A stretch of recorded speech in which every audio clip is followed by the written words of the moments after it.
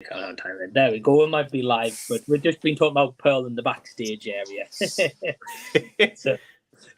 Hey everyone, welcome to Z Talks episode 51. Thank you for choosing to spend your first day with me and my guests here tonight.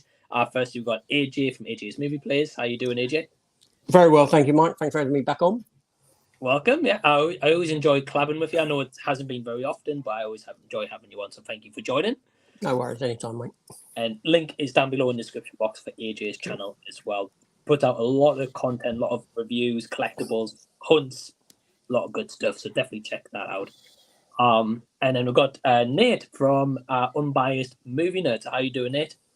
I'm doing pretty good, dude. Just relaxing right now.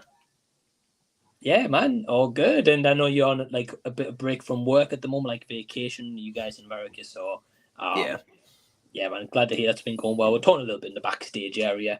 Yeah. Not too sure where Gareth is. You might be a little bit late, and I believe we might also be having Damencion Scott as join as well. But Scott seems to show up whenever he wants, so we'll wait and see. Yeah. Fashionably late. Fashionably late. Fashionably late, right? Yes. Right. He likes to make an entrance. That's what I'll say. Wizard is never late, Frodo Baggins. Nor is he early. Well, either way, for you guys joining, watching live or after the fact, link to Nate and AJ's channel is down below, along with all my guests as well. So please go subscribe to them. AJ, firstly, what videos have you got coming up onto your channel?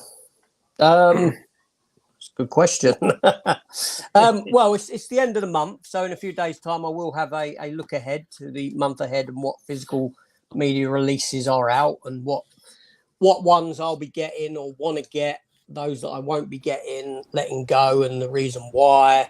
I do that at the end of every month. I enjoy that look ahead. I've got a Nicolas Cage top 5 films due, which was voted on by people when I asked them to vote on what actor they'd like me to do a top 5 films of, or top 5 characters. Bits and pieces like that. And I think I want to say Saturday morning. Is it my final? No. It's another Desert Island Discs where I go for a shelf, one of my shelves, and have a look at every title on that shelf and pull out the one film that I would take with me if I was stranded on a desert island with a TV, electricity. You know what I mean? But yeah, you get the concept. And I asked people to pick what they would want, what they would take with them. It's just a way of looking through the collection, seeing what I've got. And I've never done a top 10 or top 20 favourite films. So even though it is a flawed system, I pick the one film on that shelf overall over everything else. Right. Yeah, well, a lot of awesome content, and especially that Desert Island one, especially if you get a shelf that's just full of classics. Yes, I did do a couple of weeks ago. I did do a steelbook because I was doing them in alphabetical order, but I cut away and went and done a steelbook shelf, and that became really difficult because there was some top films on that shelf, on that particular shelf. So it made it a very difficult decision to make. Yeah, well, a lot of awesome content. I do check out your channel, AJ, when I kind of got a lot of videos on the watch later list. No, you can't get to them all. I understand that. Well, that's it. But always love your content, AJ. And also, congrats recently on passing 2,500 subs as well. That's really cool, man. Thank you very much. Thank you. Yeah, well deserved. And by the way, hey, Scott, how you doing? Hi, Scott. What's up? Hey, what's up, everybody? Hey, how you doing? How you doing? Good, man. Awesome. And Scott, of course, link to Damencion Scott's channels down below. Scott, what videos are you working on at the moment behind the scenes? As for what I got going on my channel, I'm still doing my collection of each and every section. I've done 7 videos so far. I got a couple more to do. Mm-hmm. All right. Yeah, I think, if I'm not mistaken, are you going for your collection alphabetical order, right? Yes. I'm doing more alphabetically, but I'm also doing different sections for my DVDs and my 4Ks and steelbooks. Mm-hmm. Yeah, that's cool. I mean, obviously with what collection size you have. Yeah, I understand kind of separate it off. Yeah, for sure. But no, that's awesome, Scott, and thank you for joining as well. Really, really appreciate it, and nice to have you. No problem. And Nate, what have you got working on behind the scenes at the moment? I got reviews coming for Oppenheimer and Barbie. I got very big opinions about Barbie. Other than those two, I'm still trying to play catch up with a few other things, but I'm not that far behind. So yeah, just kind of playing it steady at the moment. I get you. Yeah, I haven't seen Barbie yet. I'm seeing it tomorrow night, so I'm just going to go in open-minded, take it for what it is. Okay. AJ, you've recently seen it, right? I did see Barbie and Oppenheimer. Yes, both. Mm-hmm. And reviewed both. Yeah. Yeah. And Scott, have you seen Barbie yet? No, the thing is with me, I never was a fan of Barbie as a kid. Mm-hmm. I mean, I know it's got Margot Robbie, but I don't think so. Yeah. It's definitely not what the marketing makes it out to be. That's all I'll say. I remember with the Barbie trailer when it first was shown, like, you didn't really know what the plot was. They kept it very vague. Yeah. And then later on down the line, they released like a full trailer, which kind of like spoiled I know what happens in like the second half of it, kind of thing, like the kind of twist and kind of it takes and the tonal shift. But yeah, I think it was. I don't know. It'll be interesting to see. It'll be interesting to kind of judge on. And then once I've seen it, I want to check out your guys' reviews. I know AJ's got his already, Nate, when you do yours as well. Yeah.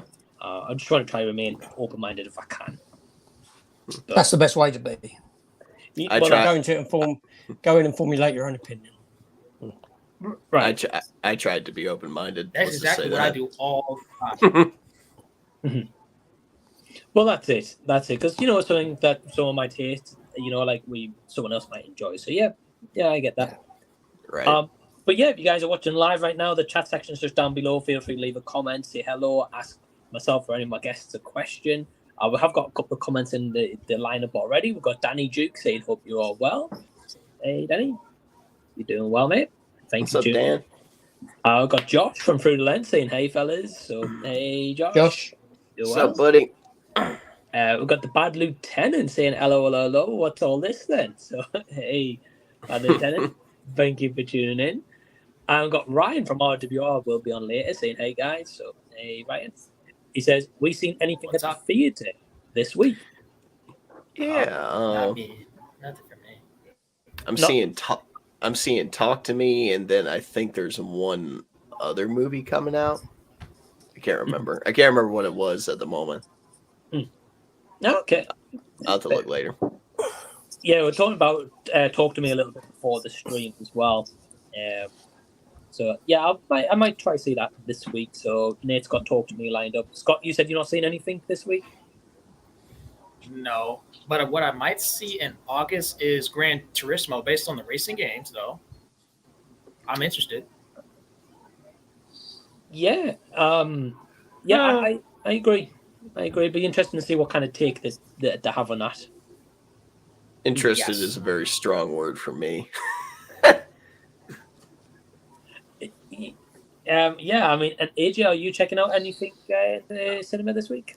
Well, no, I mean, I've just done 2 trips with Barbie and Oppenheimer, obviously. This week, no, unless, when's Turtles out? I do want to see the animated Turtles. That's the beginning of August. Yeah, so that'll be my next one. It looks like it's very much been influenced by Into the Spider-Verse with a lot of its animation style and what it's given you. Yeah, so I will be checking that one out. Yeah, it's fair.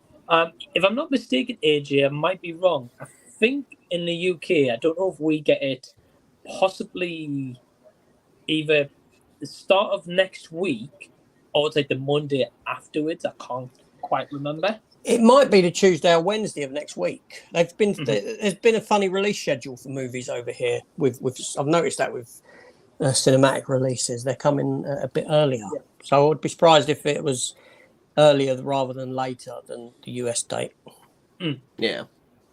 Yeah, I've noticed that. Like, I think Mission Impossible, if I'm not mistaken, was released on a Monday. Yes. Yeah. And like Nate and Scott, do you guys only get movie releases on Thursday, Friday? It usually starts like Thursday night and then takes off after that. Right. I would agree. Yeah.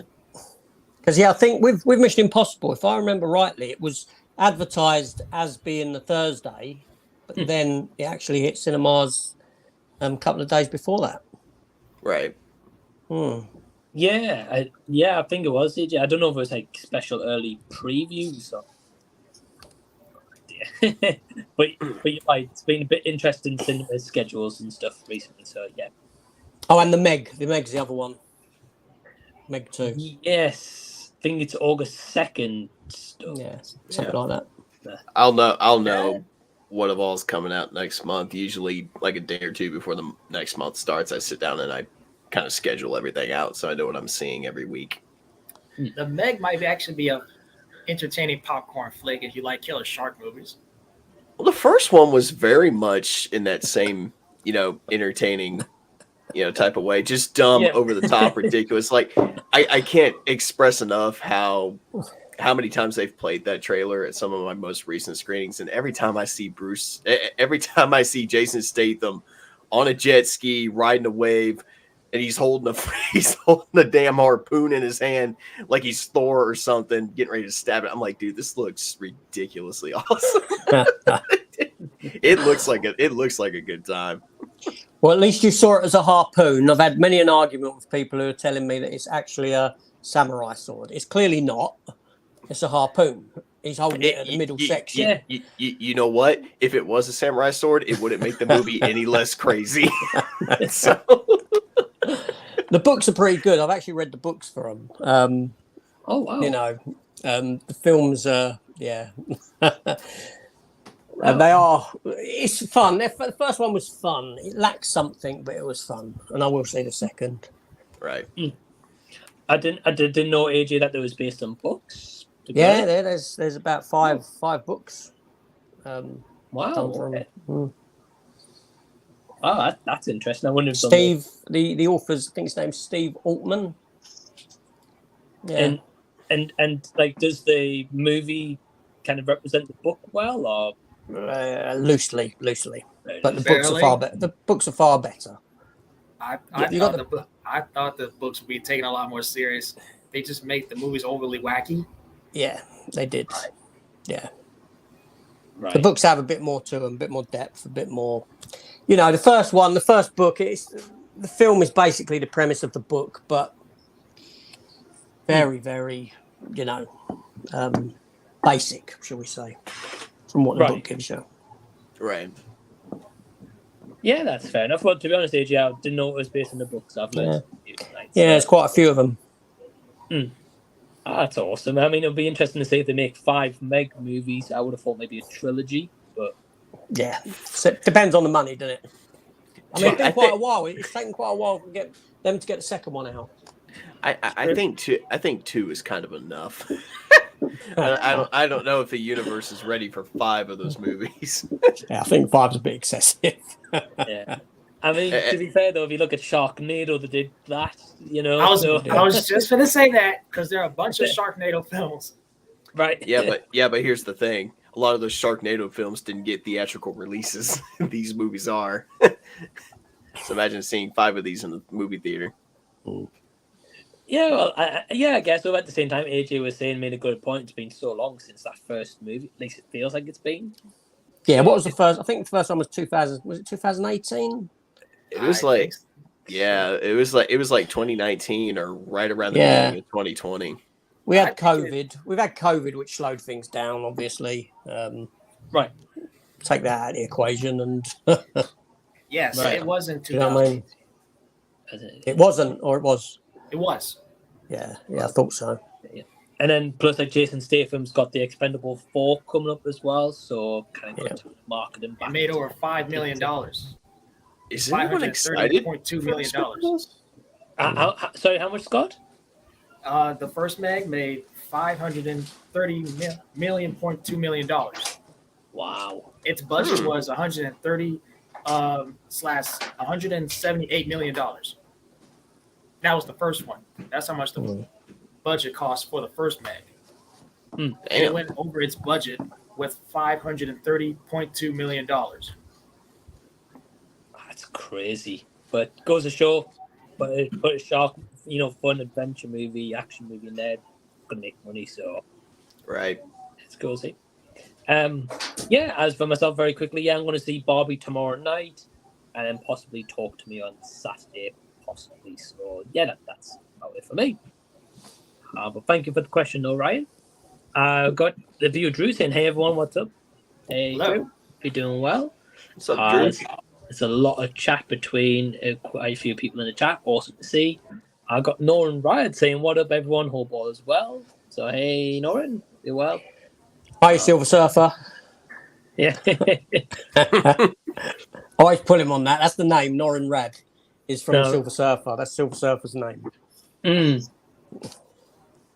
I think someone mentioned this in a chat a couple of weeks back, I think, about Norin's name as well, AJ. So yeah. Whenever I see it, it's like Silver Surfer.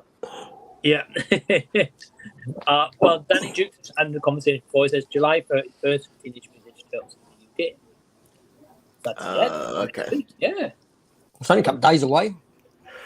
Yeah, true. Monday. Is that Monday? I think it is. Yeah, it is. Yeah, wow, okay. Blimey. Yeah. We might get it a bit earlier than US, AJ. Yeah, might be lucky enough, yeah. Just a smidge. If it's out Monday, I'll be checking it out after work, probably. So, got the viewer Drew saying, "Good news today. I bought a Lego set from Guardians of the Galaxy 3. That's awesome, Drew. So let us know if you're still watching what set you bought in the comment section. And have any of you guys bought any Lego recently? No, I haven't bought Legos in like 6-7 years. So what have you been getting Lego-wise, AJ, recently? Well, I wouldn't say recently, but I've got about 5 sets I need to build. I've got an X-Wing that was bought for me by my son for Father's Day about 2 years back that I ain't done. I've got the big Optimus Prime in robot form, and he does transform into a truck, actually. Batmobile from the The Batman. I've got at Christmas, I've got an Infinity Gauntlet. My other son bought me that for Christmas. So Nice. I've got a few bits to make. It's finding the time. Well, that's it, and it takes hours a lot of the time as well to do it. So I think the thing was, a few years ago, I built the Michael Keaton Batmobile, the big 2-foot one.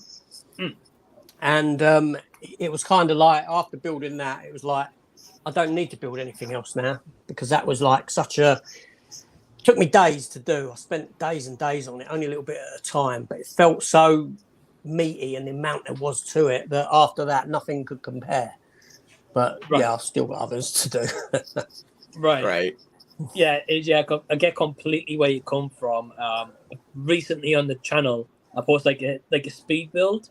But I recently built like this model here. It's huge, and that took like 8-9 hours, like sitting kind of like maybe odd break between. Yeah. And then after that, I was just like, I'm a bit fatigued at the moment to do another one. But I get you.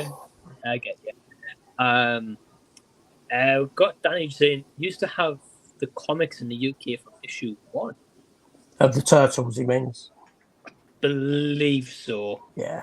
Believe so. Lieutenant asks, so cool to hear about your comics, though, Danny. He says, question, a film that deserved a sequel but didn't get one. Good question. Dread. About to say that, AJ, as well. Yeah, from 2012. Most definitely, yeah. Yeah, great movie. I don't understand why it didn't get a sequel. Didn't perform, did it? Underperformed. No. People were rallying for an adult comic book movie, and we finally got one with Dread. The marketing was atrocious for it over here in this country. It was only you couldn't see a non-3D version anywhere. So people were forced, and people didn't want to pay the extra for a 3D version. They didn't want to, a lot of people didn't want to see 3D. Right. Yeah, and it was just it was horrible marketing, and unfortunately. Yeah, I remember that as well in the 3D, and I remember like at the time it came to cinema, and like you said, AJ, I didn't want to check it out with 3D. Yeah. Like nowadays, if it was like doing that, I'd go check it out, But back when, I think I caught it on Blu-ray when it first got released. I think I rented it out. I think I love that movie. Great movie. Yeah. So, yeah, great pick, AJ. Scott, how about yourself? I think this movie is just been confirmed. Well, not officially confirmed to be getting a sequel, but I think ideas for a sequel is currently in the works. And this movie was playing around the same time as Captain Marvel in 2019, and that is Alita Battle Angel. That deserves a sequel, I think. Yeah. The movie did not make that much money, but I think it's going to still happen. I hope it does. Yeah, there were murmurings recently. I did read something saying that a sequel might be made. Yeah, I think I saw that as well. I don't know if it was like a rumor saying that there's plans for maybe like another 2 sequels, I think. Yeah, I think about 3 or 4 weeks ago I read something. I didn't pay too much attention to it, but do you know what I mean? Yeah, well, James Cameron was saying the same thing about Avatar for almost a decade. It was. So. Right. Just before we carry on, we've also got our final guest. Sorry, that's Gareth. Hey. Sorry for being late, Mike, and everyone else, except AJ. That's it, I'm off. See you later. My Sandra, I'm glad I'm far enough away from him.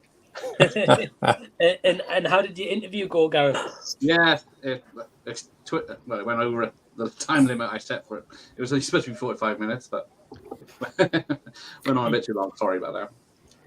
It's all good. It's awesome to hear that, like, an interview, like, that person wanted to keep talking and give back. That's awesome. Yeah, I guess that worked out better. But yeah. No, fair enough. Well, Gareth, thanks for joining. The link to Gareth's channel, Video Tasties, down below in the description box as well, so please go check that out.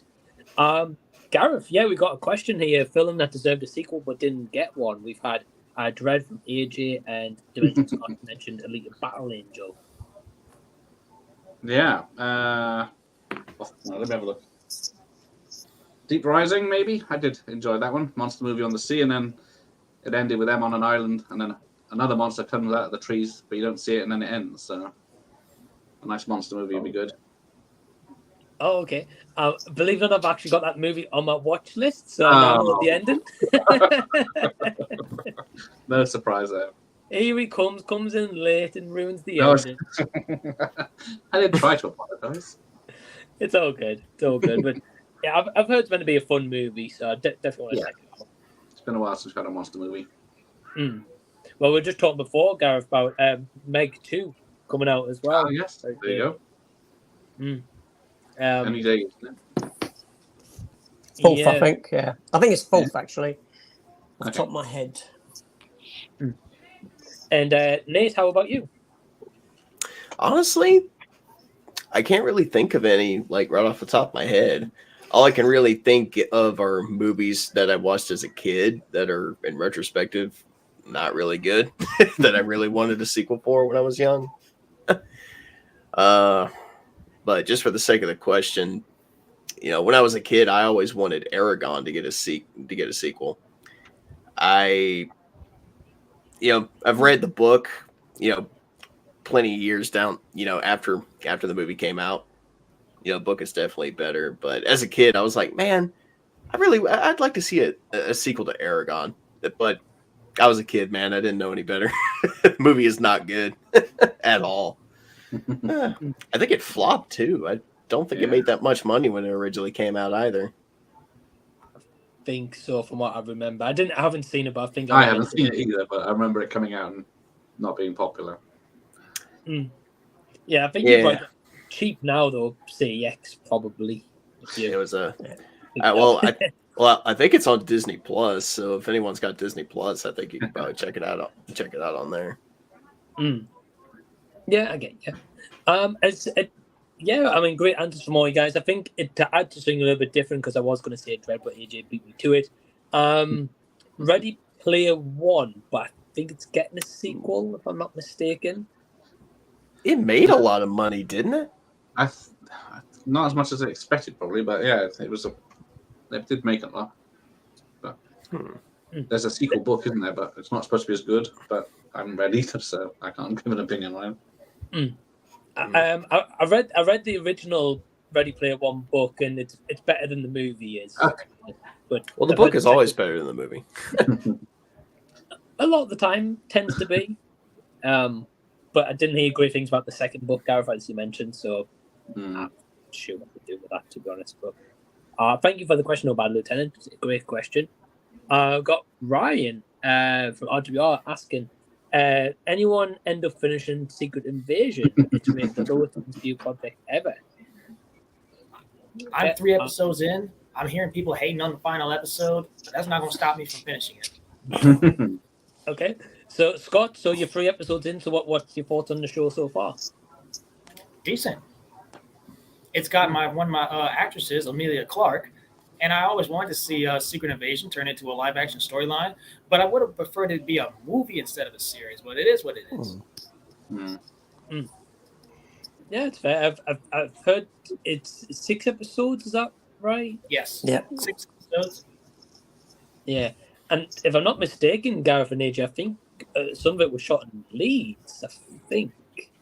A lot of it has been shot in the UK. Yeah, one hell of a lot of it. Yeah, I have finished it. I got to the end of it. It wasn't bad. It ain't as bad as what people are saying. It's as Damencion said. The comic book. I mean, I've read the Secret Invasion comic book from when it first. Yeah, the first series. There's been a recent one as well, but way back. It isn't nothing like that. It doesn't really do what the comics does. It's got some good acting in it. It's more grounded than anything else. Yeah, but it was all right. It's okay. I had no issue with it. That's awesome, AJ. Yeah. I watched a review from Anthony A. Perez, and he was saying that it's not a lot like the comics. It takes inspirations to an extent. Yeah, it's very much just in name more than anything else, and it would have worked better if they'd done a film more akin to the comics. I'd have preferred it most definitely. Yeah, I probably would have preferred it. Like, I haven't seen it, but I probably would have preferred a movie version, not huge on the TV shows. But glad to hear it's decent though, AJ. That's good to know. That's only my. I mean, I know a lot of people are hating on it, but I think it's just at the moment it's the norm now for people to hate on Disney, and I do get it, but and the Marvel stuff is oversaturated. People have gone off of it. You know, the whole superhero thing is fatigued out completely. So I do get where people are coming from, but when you're invested in the comics, as long as what I have been, then your investment in the TV and the films lasts a bit longer than everyone else. Do you know what I mean? Right. I do see the issues there, and yeah, it is on a downward trend, most definitely. That stuff. Yeah, I mean, not as big of a fan as you are, AJ. Of course, I've never read the comics, but yeah, it's been on decline recently. So I hope it picks back up, though. Yeah, fingers crossed. Gareth, have you seen Secret Invasion? No, I don't think I've seen any Disney Marvel TV shows since Hawkeye. So last Christmas. But yeah. Yeah, it was. Don't have the time. Well, that's it. I mean, you're live most nights on YouTube, to be honest. When do you have time? That is true. It's more fun. Nate, how about you? I have not watched a single episode yet. No. I don't have any interest in it. I mean, I like the comic book that it's based off of, but you know, it's like he said, just kind of fatigued out on the Marvel shows, dude. I mean, I don't know. I just just no interest at the moment. I'll probably check it out later on if I got some free time, but I'm just not interested right now. Yeah, that's fair enough. Fair enough. I mean, it's not going to go anywhere. It's always going to be in Disney Plus. So, right. I got Bad Lieutenant asking, do any of the panel actually like the Sly Stallone Judge Dredd film? Gareth, you watched that the other night. I tuned in. Yes, it's good fun. Yeah, I haven't seen it. I saw little clips of when, of course, in that watch party. It could have been great, but yeah, he takes his helmet off 15 minutes in, so that upsets a lot of people because that's not the character. Yeah, I haven't heard great things about it, but I definitely want to watch it. I want to give it a chance at least. AJ, have you seen the Sly Stallone version? Oh yeah, of course I have. It's a film that I love to hate. In that I used to love it. I used to love the film. It gets everything right for the world of Judge Dredd. It just doesn't get the character of Judge Dredd right.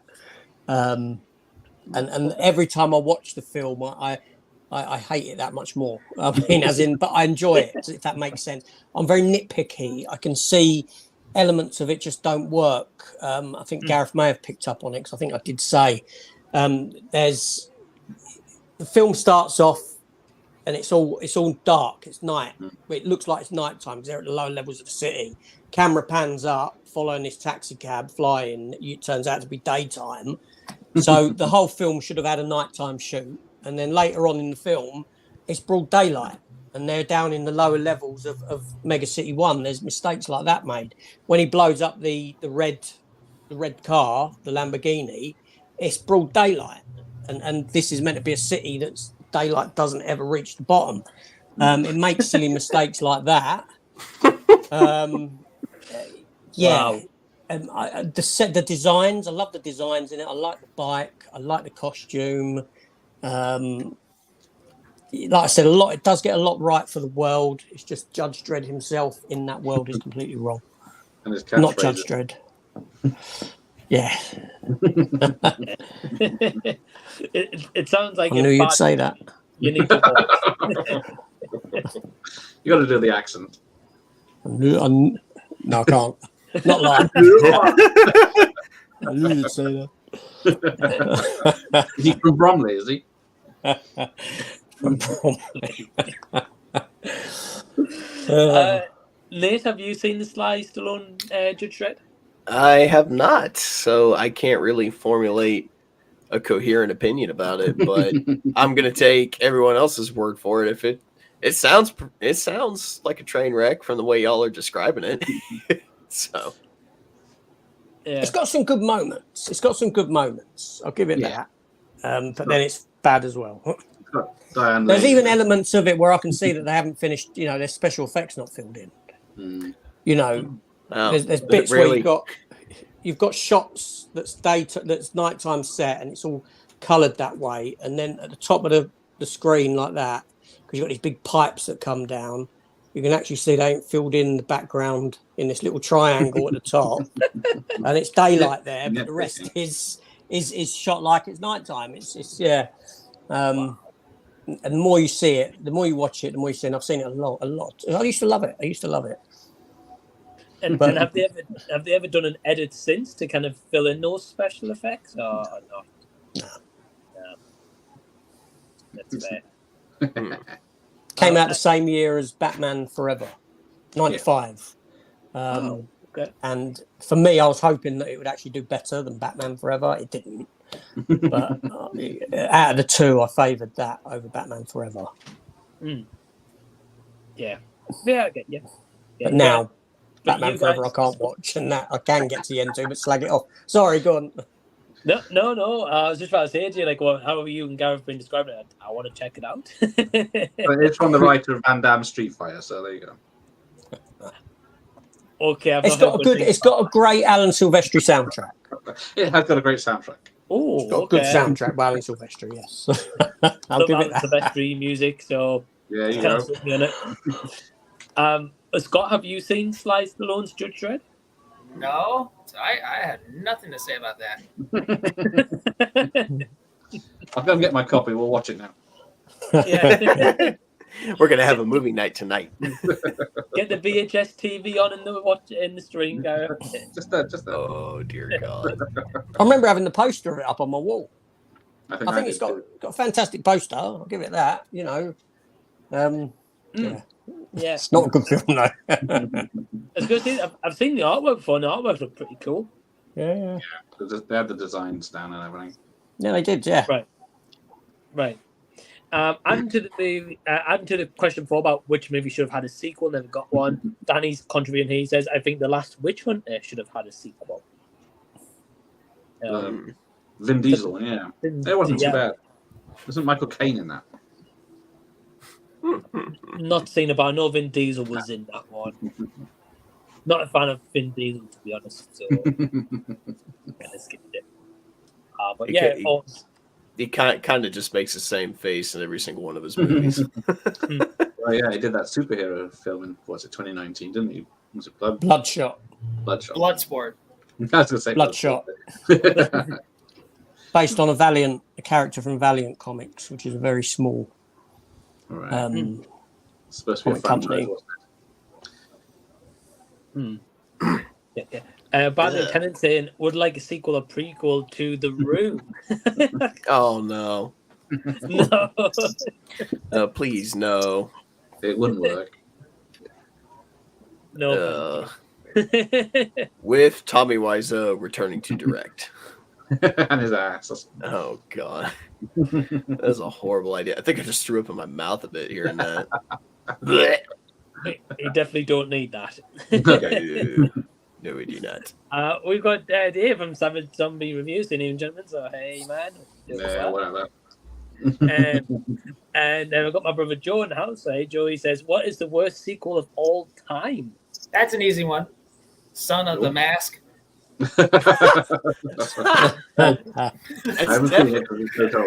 That's definitely up in the hierarchy, but I would say Superman: A Quest for Peace. Good God. That wasn't great. I have a friend who loves that. Okay, I'll take that back. Batman and Robin. There you go. Hey, I love Batman and Robin. I'll argue for Batman and Robin. It's not my favourite Batman film, but I've got a couple that I'd put below it. I'm sorry. I saw the Bat credit card and couldn't take it anymore. I was like, this is ridiculous. I've yet to see Batman and Robin, but I've heard all about it. To be honest. There's a reason. Like, that was probably the biggest thing I hated about The Flash too. When Clooney showed up, I about vomited in my popcorn. I think the problem is, I've always said that if Batman and Robin and Batman Forever came before Batman and Batman Returns, there may not have been such negativity towards them because because before that, live action Batman was Adam West. Right. And these are more akin to Adam West and what you know from Adam West. So if you hadn't been introduced to that darkness in Batman and Batman Returns, and these came before that, it may have been received somewhat better. It's just what they started to step back into that Adam West-ness in those films, especially in Batman and Robin. So for me, when I watch it, I know it's not a good film, but I enjoy it. It's one of those bad films that I enjoy. And it's because it's nothing like any other Batman film around it. I can take it on its own merits and watch it for just some stupid 2 hours of fun. Yeah, it's a nice little toy commercial. It is. I used to have those toys. I do think I want to bring it back to my collection. Exactly, toy commercial. The thing is, I can't get through Batman Forever. That gets switched off before even reaching the end. I cannot do it. I hate the film. You think Batman Forever is worse? Wow. Yes, I do. Because I don't like. Is my least favorite, but I don't like Val Kilmer. So it was never. Yeah, I don't mind George Clooney, but I cannot watch Val Kilmer. The only film I can watch him in is Tombstone. It's the only film that he ever done anything for me. Real Genius, Top Gun. Not a fan of him. Top Secret. No. No. Not a fan of the guy. That's why I don't like you. There you go. Get AJ on a watch party for Top Secret. Yeah. Well, at least it's short. Well, that is. About 80 minutes. Oh my god! Wow. But I think AJ, to be honest, I think you make a good point though. If people were introduced to Batman and Robin first before the Dark, because obviously it's a total tonal shift, as you mentioned, what I'm aware of anyway. So that's the problem. It came, Frank Miller created essentially the Dark Knight, what we know as the Dark Knight with Batman, with the Dark Knight Returns graphic novel, and then we went into the darkness. The question that I have, and that I always ponder to people, is how dark do you want it? Because if you're not accepting a step back into the light, where do you go after the Batman? Imagine the Batman gets its trilogy, it comes to an end. Where do you go next with it? What do you want?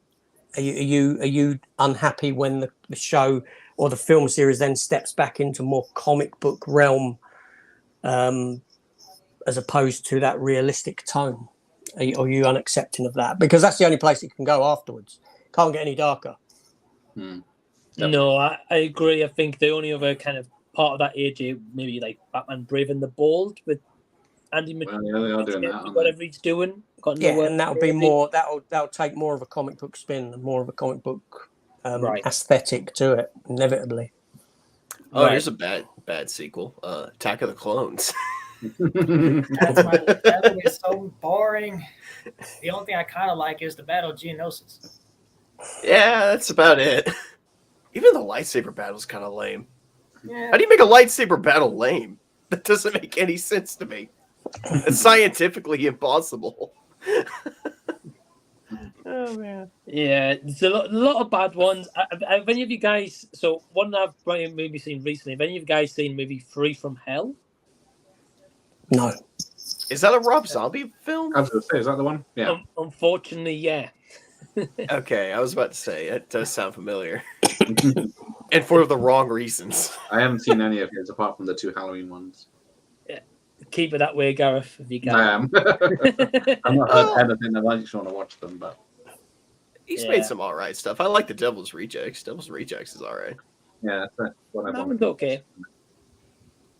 But to add to this question, though, Savage says Exorcist 2's up there as one of the worst. Speaking of The Exorcist 2, do you think that new Exorcist movie is gonna suck? I think it is. Probably. I It don't could know. be low expectations help it, but Sometimes they don't. Sometimes it just makes it worse. I mean, I saw the trailer. I thought it looked all right. The trailer, to be honest, and just going to take it for what it is, you know. I didn't even know it was supposed to be an Exorcist movie until the title card popped up. I think it's probably because there's been that many exorcism-based movies since then, and haunting movies and that kind of stuff. So, yeah, a bit diluted exorcisms now. Right. I'm kind of just diluted to anything that's supernatural now. Just too much of it. We've got David. Oh yes, it would add Porky 3. Oh yeah, that was. I've not heard great things. Yeah, so. I got Marvel fan named saying hi all. How are you? Hey, Marvel fan. Hello. Well, Ryan saying, I don't know how Vin Diesel gets work. The same deep voice with no expression. He's the producer. Right. He's going to keep it that same voice. Vin Diesel, I need you to look mad. No, madder. Vin Diesel, you're mad. Family. Was he in that Tooth Fairy film? No, that was Dwayne Johnson. That's right. What's the kids' film that? The Pacifier. Pacifier. Yeah, that was it. Both I haven't seen. Yeah. Oh man. The only funny bit is when he gets bit by a duck. I think that's the only bit that made me laugh. Gonna watch it now then. I think that was in the trailers. Well, anybody Probably getting was. bit, Yeah. I didn't need to watch the film. Good. anybody getting bit by a wild animal is hilarious, especially when they're stupid. It's like, there you go, you idiot. Yeah, I mean, well, and the Vin Diesel, Ryan's adding here saying, speaking of Vin Diesel, he's going to star in a Rock'em Sock'em Robots movie. Maybe What? there'll be a family quote in there for him. I want to find out who greenlit that so I can just slap them. Like nobody. There's some movies on that get made that nobody asked for. And it shows.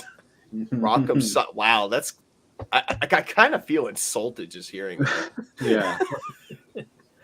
I don't know how they would do a movie on Rock'em Sock'em, to be honest. Didn't they do it with Hugh Jackman and Real Steel or something? I was just getting ready to say, you might as well just do a sequel to Real Steel. There you go. Yeah. Did we even get Rock'em Sock'em Robots over here? Don't know if you can actually, to be honest. No.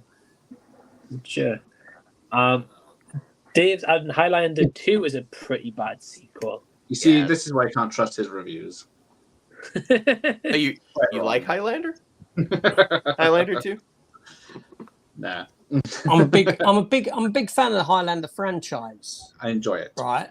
And Highlander 2 is one of those films that I will revisit when I revisit the franchise.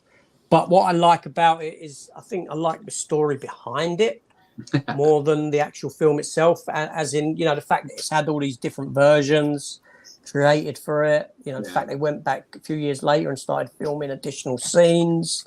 I like the history of it as part of the franchise rather than liking the film, but I will watch it. But it's rubbish. I saw it opening weekend, so I went in blind to it, whatever it was about. So yeah, but he's all about world building. Yeah, it's one of those films, you know, like you've got the Superman, you know, Nick Cage's Superman film that never happens. There's a lot of intrigue behind the backstory of it. The same with The Predator. You know, Shane Black's The Predator. There's a far more interesting story behind the film than the film we actually got, and a version of the film that we never saw. So there's a lot of intrigue in my mind for those sort of films. And Highlander 2 is one of those. Right. But it's a bad film, but I will watch it every so often, knowing that it's bad. Just because it intrigues me so much. And it's got Connery in it. That's true. Oh, and Virginia Madsen, so you can't go. Oh, yes. Yeah. Grown Ups 2 is pretty bad as well. Yeah. The Sandler vacation film. Yes. Mm-hmm. Totally. With Selma Hayek. Yeah. He went on a rut of movies before kind of hitting a peak again, Sandler.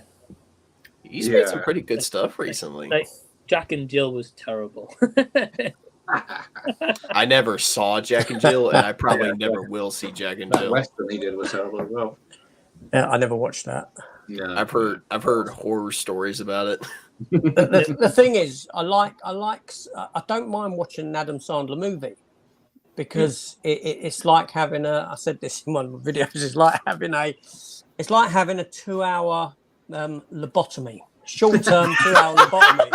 Watching an Adam Sandler movie for me, I can sit there and I can just dumb out for 2 hours. Forget about nothing. Yeah, my mind just goes blank watching him. And then reality comes back in 2 hours later. Damn. I thought I was harsh on things. Holy. But that's a positive. I'm being positive there on him. Was that the murder mystery films? I didn't mind the murder mystery films. They were all right. But yeah, he just does something to me when I'm watching him that I just sort of dumb down completely. The one thing I'll never get over when watching any of his films is he's such a man-child in every single one of his films, but somehow he gets the hottest piece of ass he can find, and she's just falling all over him. It's like, oh, screw you. Well, that's it. What have you got? You've got like Jennifer Aniston, isn't ya? You've got Kate Beckinsale in Click. Yeah. Bridget Wilson. Yeah. Winona Ryder. Selma Hayek. I mean, like I already mentioned, it's like, oh my god, like those paychecks must have been massive for them to be in these movies. Although I do like Hubie Halloween. I didn't like that. I know you didn't like that. Didn't see that one. There's something about it that I just find funny. How bad it is, I think. Yeah, I heard Gareth kind of avoids it. What was it you told me, Mike? You're allowed to skip out on some garbage every once in a while. Yeah. Exactly. I mean, Dave's adding, he said, House 3, the horror show's awful. And House 4 in there as well. Yeah, they're unrelated to the but Troll 2. Oh my God! Speaking of why some movies are made, Ryan's adding here, Metallica's going crazy, and Uno movie's going to be made. How boring is that going to be? What? Wait, a movie based on the card game Uno. Yeah, that's good as the emoji movie then. I don't believe it. Why? Why? Why are we doing this? I did see news the other day that they're meant to be making a movie around the Magic 8 Ball as well. I've heard of that. Yeah. Are they going to greenlit a movie based on Monopoly? What are they going to do next? Make a movie based on the game Sorry? Don't give them ideas. They're going to do it anyway, regardless. So Right. they're the Rock'em Sock'em Robots. That lets me know they're all running out of ideas. Ryan saying Free From Hell was terrible. I agree. I'm glad it's not just me. We've got somebody saying Rob Zombie's Halloween 2 is shockingly bad, but I will watch that again over Halloween ends. The first the first Rob Zombie Halloween film at least felt like a Halloween film at some points. The second one feels like the studio was just like, okay, Rob, make whatever the hell you want. And that's exactly what he did. He just made a Rob Zombie music video. Yeah. Oh, man. It's an interesting director, I'll say that. Don't get me wrong. He's got some good direction. It's just storytelling abilities lack pretty heavily. And having his wife and everything. Mm-hmm. Yeah, it definitely doesn't help. We've got Jason, the Old Millennial, joining us also. Hey, Jason. Hey, Jason. Well, currently on holiday at the moment in Czech I've seen Republic. his pictures. He's enjoying himself in Europe. Yeah, he said, I don't know if we'd make it today, but we're still alive. Great Great to hear, Jason. Glad you're well. Hey? Definitely intrigued to know the backstory behind that comment. But Yeah, what's going on? It's not but yeah, man. 1980s Czech Republic, so he should be all right. But yeah, we've got Bad Lieutenant saying, question, can you think of a film that would benefit from a serious Edson job? Oh, good One question. that's too long. Taken 3 probably needs to be re-edited a little bit. Too much, wasn't it? It takes them about 20 cuts for Liam Neeson to jump a fence. Yeah. Like, what the hell? Oh man. It's a good question, though. It's a very good question. Scott, have you got an answer for this one? No. No? Okay. I don't know. AJ?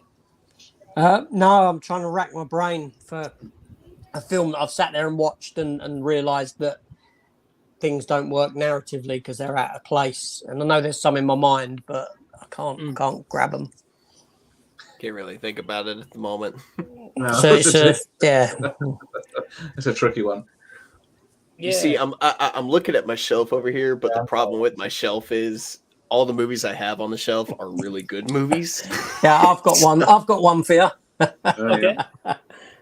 The Batman. I knew you were going to say that. Cut Because the he's last an idiot. cut the last half hour of the film and have it end with him facing the Riddler at that glass and the Riddler letting off the bombs. I'll allow that. And Bruce Wayne Batman knowing that he's lost, completely lost, and then go into a sequel from there with him failing. And get rid of that last half hour, which is just tacked on for the sake of action. When he's fighting Batman Riddler cosplayers and stupidness like that. Oh, Riddler cosplayers. That's awesome. Oh, he's fighting your average troll on Twitter. There you go. Yeah. Oh, okay. It's a very interesting take, though, AJ. Yeah, I'm not a fan of the film. Yeah, it doesn't help. Man's an idiot. Get him off. Yeah, thanks to my poster, Gareth. I have to do films with a Batman poster behind me because he sent me one. Yes, respect. He's like, "Hey, buddy, here you go. I was Don't kill me." I was prepared to do a 3-hour watch party with Gareth for the Batman. Dot with a hand. Where no, seriously, because he loves the film and I dislike the film, and it would have made for a good. Because I'm open to conversation. I don't argue with people. I ain't like you like a film, I don't. So therefore, I'm going to smash your face in. It's not like that. I would hope not, because I think I would hope not, because I think me and Mike bought the 4K Blu-ray, right? But I would definitely sit and watch the film and have a good discussion about why someone else likes it and I don't. I love those conversations. All right. Yeah, they intrigue me. Well, we're going to practice with Spirited, so. And that's a single. Still working on the vocals. Well, I'd be interested in seeing the Batman watch along with you two. I think that would be interesting. We'll make it happen then. Oh, Gareth, have you got one for this question? I'm trying to look. It's a long film, but. I've got one, and I guess just because it's a recent one, I can think on top of my mind. The newest Little Mermaid movie for me. I think for me it's definitely like could have probably had at least half an hour chopped out of there and made it a bit more solid, compact. Yeah. Right. Yeah, I did. I think I said that in my review the other day that it was just a tad too long. Yeah, especially as the original's a very short movie, and then they made this one like massively longer, and just don't think it was needed. But yeah, great question, Bad Lieutenant, and thank you for that. So yeah, pretty much nearly wrapping up like the first hour. So first, I just want to thank Nate, AJ, Gareth, and Scott for joining. Really, really do appreciate it. I just want to tell everyone who's watching live after the fact that all the guys' links are down below in the description box. So please go take time and subscribe to each one of them. All different and varied content on their channel. Gareth's live nearly every night as well. So if you want to join him on a watch party, add to your movies watch list, go join Gareth over at Video Tasties. But yeah, I just want to thank you guys for joining, and hope to get you on another Z Talks very shortly. Yeah. Thank you very much, Mike. Awesome. Yeah, you're welcome. Thank you. See you guys. Thanks for joining. Take care. Right. See you, dude. See you, buddy. Thank you. See ya. All right, and then we've got some guests lined up for the next hour, and that is Scott, Pete, and Knight. Hey. Hey up. Hey up. Hey what up. a bell end. There he is. The vision of beauty. And we've got part-time Poldark there as well. Yes. Oh, still on there, is it? Yes. Apparently, I am a part-time Poldark. Poldark the hippie and Beauty the fatty.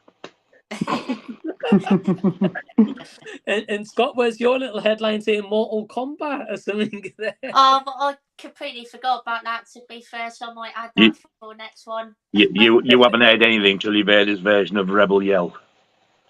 Oh, yeah. No, that is true. You'll be nurse on the semi when you hear that one. Well, I might come up in the stream, and in the meantime, we've got Andy and Josh complete the lineup this hour. Hey guys, how you doing? Evening. Hey guys. Hey, I've only said that once. It's like a fucking parrot. Well, firstly, thank you to Scott, Pete, Josh, Andy, and Nige for joining me this hour. All these guys' links are down below in the description box, so definitely please go check them out. Thank you very much, sir. Thank you, Mike. Thank you, Mike. Oh shit. What the heck was that? Is that your internet history, Josh? No, it's You having Simu this shit in the nude. Liu. No, it's Simu Liu from Shang-Chi. I need to change it. Oh dear. It was a joke between God, it was a joke. He did this video which he uploaded to YouTube. He got paid $50 for it, which is the funny thing about it. But yeah. It's changed now, Josh. It's different. Yeah, it's changed. Yeah, I know, I changed it. I forgot it was that. Well, two things I want to plug very quickly is Pete does live streams every Wednesday at 7:30 UK time. Usually has like Scott, Andy, Mike, Nige usually on there and a special guest normally. So definitely check that on Pete's channel, PLAYTENDOGUY. Thanks, Mike. Welcome, mate. Always love your streams, mate. And Scott does live streams usually on Fridays at 8 p.m. So, Scott, have you got a live stream tomorrow? I have indeed. Yeah, should be a good one. Awesome, mate. And who's on your stream tomorrow? It's going to be Mike from T Shizzle. He's going to be joining. It's been a while since we last had him on. So, yeah, it's going to be a lot of fun. Oh, awesome, mate. Yeah, it's been a while since I've seen T Shizzle. Or Matt from Vengeance Media as well. So, yeah. Yeah, mate. Awesome. Nigel, I do have actually a question for you before we start. Because I was watching Pete's stream, of course, reviews on last night. How much was that Exorcist Ultimate box set? How much does that cost on the pre-order? Which one? The bigger one of the two? Yeah, like the Bible, I think, is it? The 70. 70?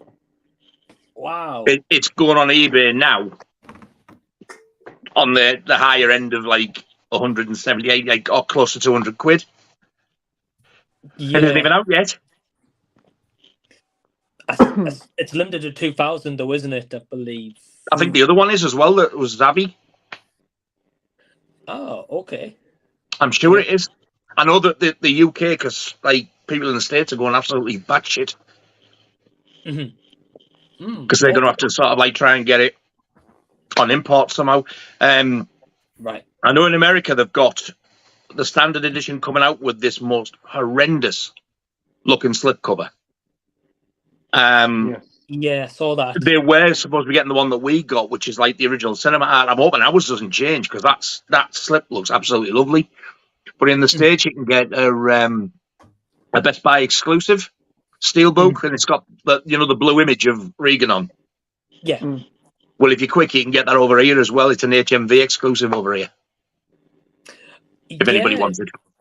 Well, the interesting thing, Nigel, I bring it up is when you were talking about it last night on the stream. I saw it. I didn't know Zavi had that Bible edition one. I didn't see it at all. I just saw the blue steelbook one, the Regan one you mentioned, which I think's amazing artwork.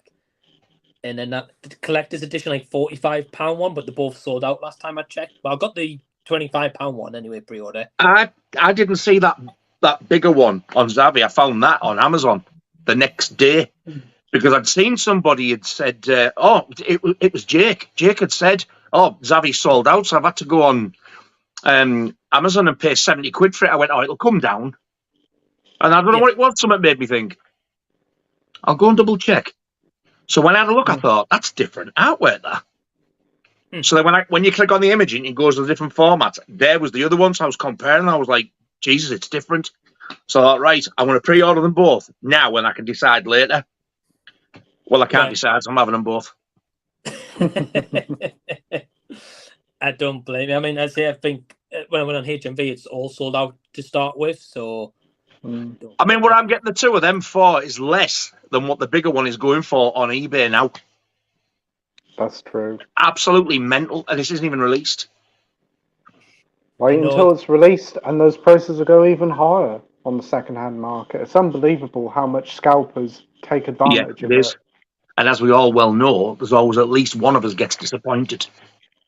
When you pre-order off Amazon or Zavi, there's always somebody gets let down, and I hope to God it's the scalpers who do. Yeah. Because I want both of them. They ain't going anywhere. I don't want them to put on eBay. Right, exactly. Andy, I want to also ask you, that Harry Potter train set you've got? Is that one numbered limited edition as well or not? No, I don't think it's numbered. I think it's fair game with that release. There's no limitations on it, but yeah, it's not the best release, I'd say. It looks nice, but practicality wise, it's lacking. Yeah. I remember seeing it in your full collection video. It's in that nice presentation box, at least. Oh yeah. It looks nice and everything, but to get the discs out is an absolute pain. Yeah. Is it still available, that one? It might be. I've seen it still on Amazon, so yeah, it's still available. I wouldn't be surprised though when they stop making that will probably jump up in price just with being Hogwarts Express. Yeah, maybe. Yeah.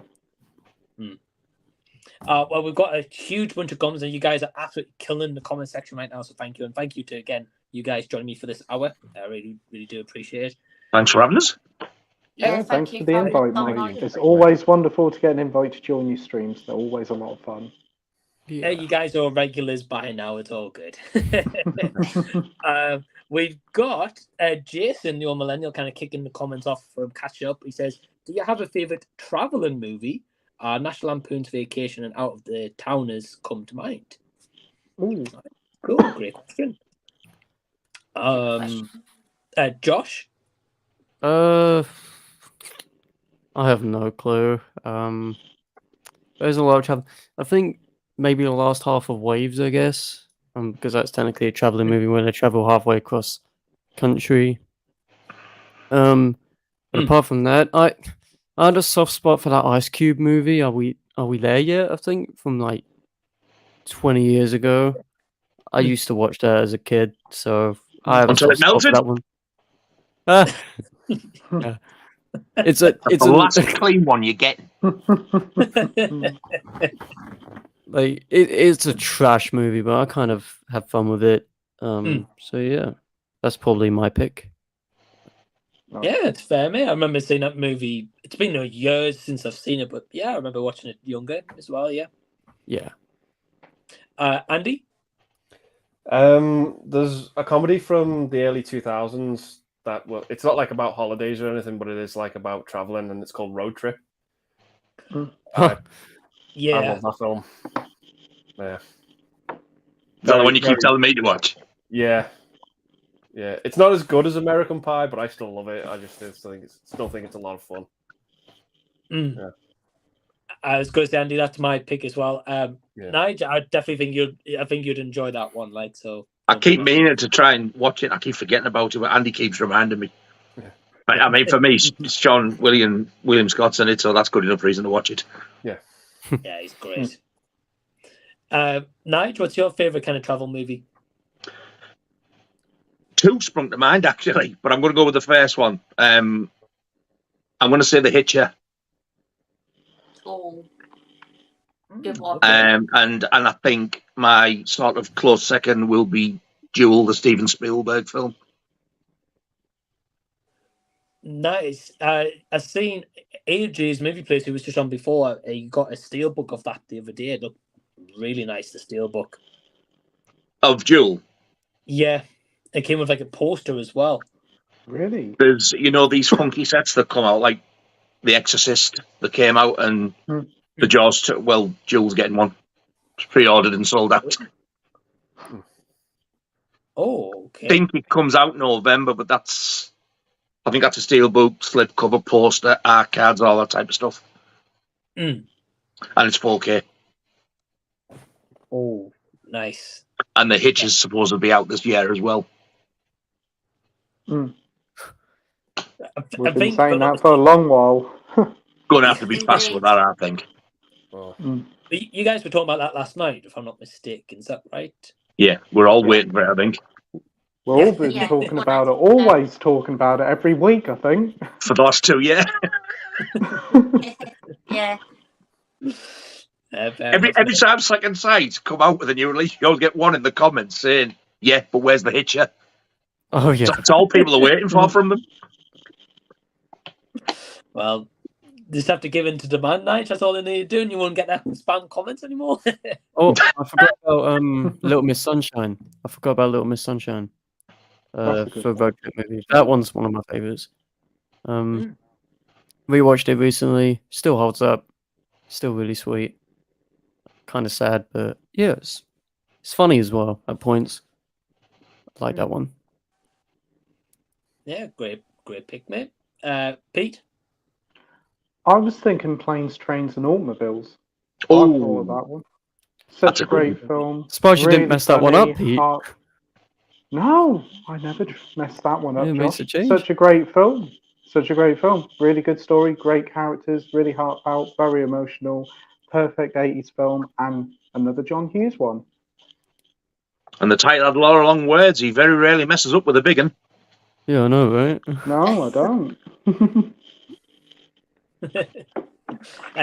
Great movie though, Pete. Great pick. And finally, Scott. I'm probably going to go with Planes, Trains and Automobiles. To be fair, that film is absolutely incredible. One of my favourite comedies from the 80s. And Steve Martin and John Candy just have fantastic chemistry in that film. I love it. Yeah, couldn't agree more, mate. Great movie as well. Great picks, guys, and thank you, Jason, for the question as well. Got Menagel in the chat saying, "Hi, did you see that?" And everyone, hey, Menagel, everyone. Did you see? Mike, hey, man, thank you. That's copyrighted, that. I can't do it as good as Nige can, so I'm not going to try. Bad Lieutenant saying, "Has anyone here seen The Ridiculous 6? Seen the hanging in the dentist scene, which looked promising." Okay. That's one of the worst movies I've ever seen. I think that's the Adam Sandler Western thing. I think it is. Yeah, let me double check in case I've never even heard of it. No, it sucks. Don't worry. It's a very good job you have a Nige and Pete, to be fair. Sounds that way. Andy, have you seen this one? I know of it, but I've not seen it. I heard bad things about it, so I stayed clear. Don't blame you. It must be bad if he won't watch it, 'cause he'll watch out. Oh, well. I mean, of a collection of over 5,000, he's not watching it says something. So Exactly. Yeah. Yep, it is the Adam Sandler one. Oh, boy. Oh, okay. Oh, dear. Taylor Lautner's in it as well, so you know it's staple of quality. Oh, my God. I'll avoid it, mate. Scott, have you seen it? No, I heard it was really bad, so I didn't bother watching it, to be honest. That's fair enough, mate. Fair enough. So no Bad Lieutenant. None of us seen it apart from Josh and Dave. Sadly, yeah. Oh my God, that movie. We got Harry from Halem in the chat. So hey, Harry. He says, "What's up, guys? Do you have any excitement for anything Star Wars at this point? The movies were not my favorite, but I still Star Wars: The Old Republic. Mm. I only know that because my brother plays that game religiously. That's the only way I know that. I'll give it. Yeah, he's got posters up and everything. Well, Nige, you hate Star Wars, if I'm not mistaken. I hate most things, but yes. Fair enough. So I'm sure you're not excited for Star Wars stuff coming out then? No, I've never even seen the original, and I never intend to. I've seen clips. That was enough, thanks. Wow. That's fair enough, mate. Fair enough. Scott, are you excited for anything Star Wars coming out? Not off the top of my head, no. I do like Star Wars quite a lot, but I don't really keep up to date with it, to be honest.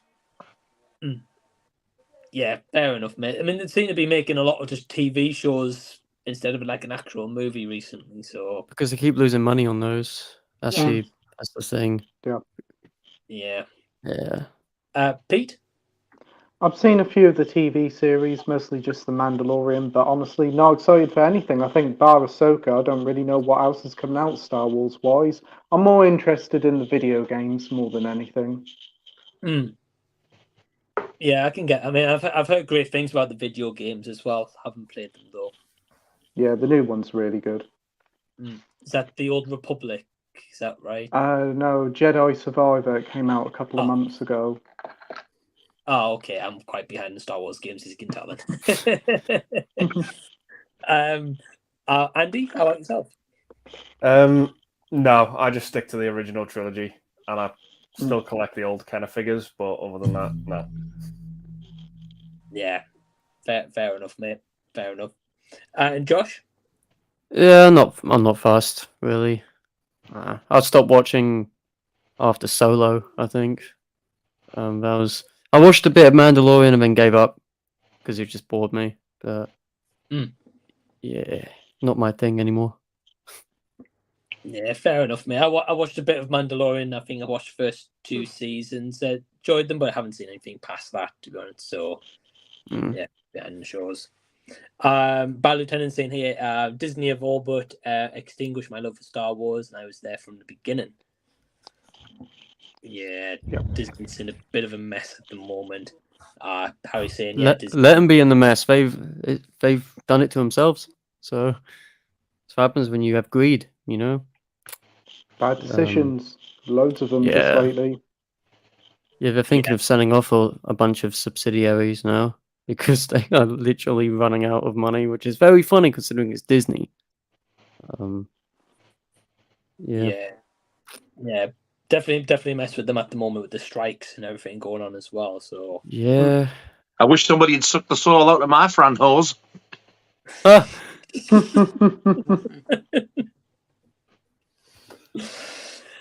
Yeah. Jason saying I've got stories to tell you when I get back. Yeah, Jason's in Europe at the moment. Very nice. Awesome.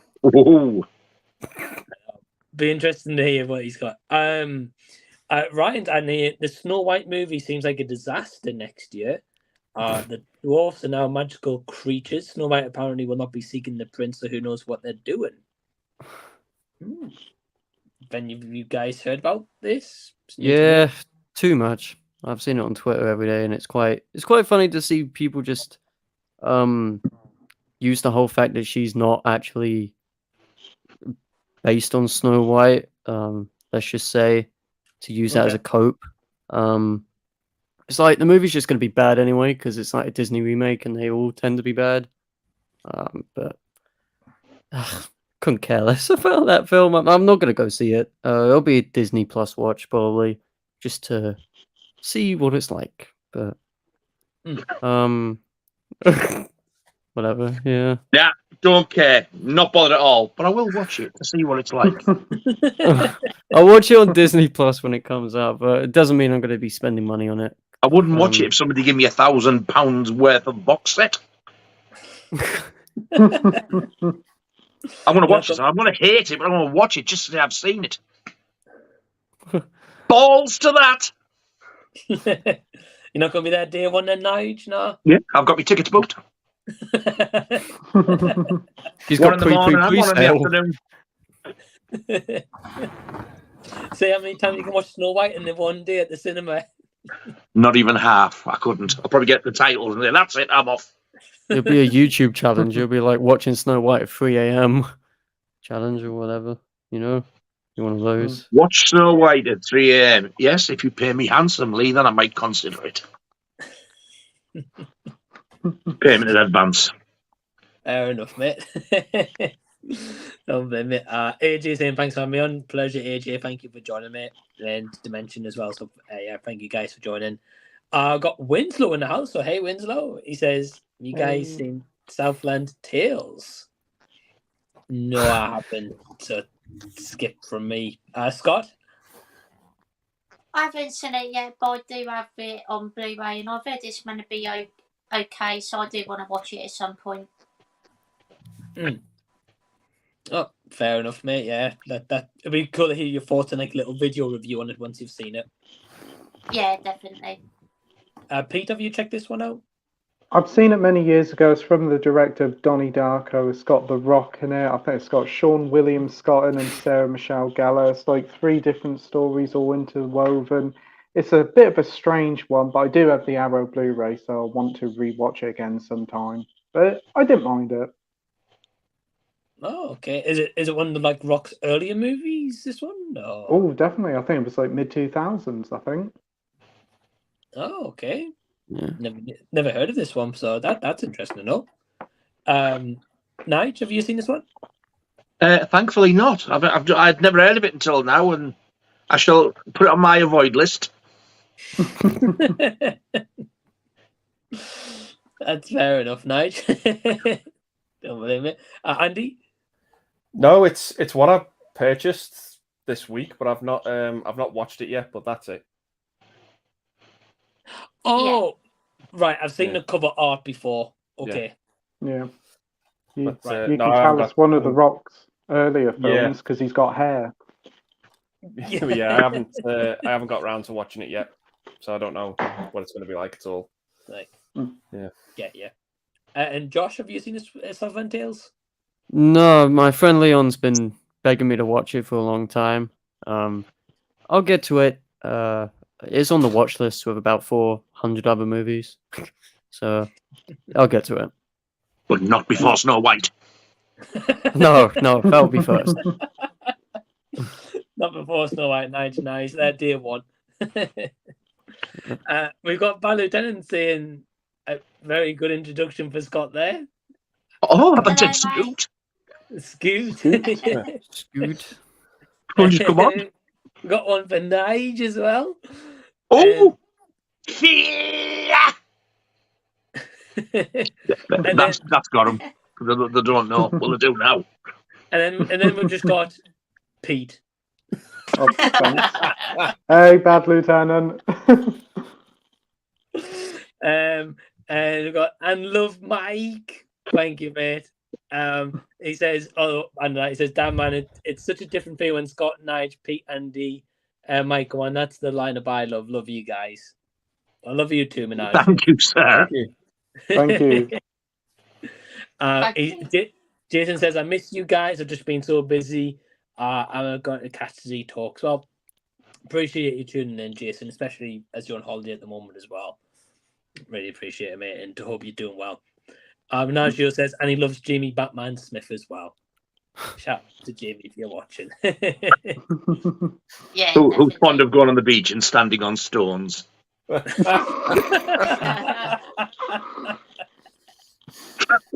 No comment. Basically. A masterpiece. We've got Del Boy now saying, hey, all hope you're okay. So, hey, Del Boy, hope you're all right as well. Del Boy. Why, Del? Got quite a few comments between them about a 10 saying, hey, mate, how are you and Mumsy? Hope you're well. Mum is grinding having a cuppa. Greta Bunch, have you turned Italian? Don't know what that is. I am multifunction for the ladies. Good to know, mate. Good job.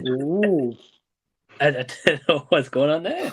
Harry says, have you guys enjoyed a movie genre for a while and drifted away from it a bit? I've enjoyed horror less and less over the years. Okay, good question. I'm not sure if any of you guys. I've got an easy one. The superhero genre.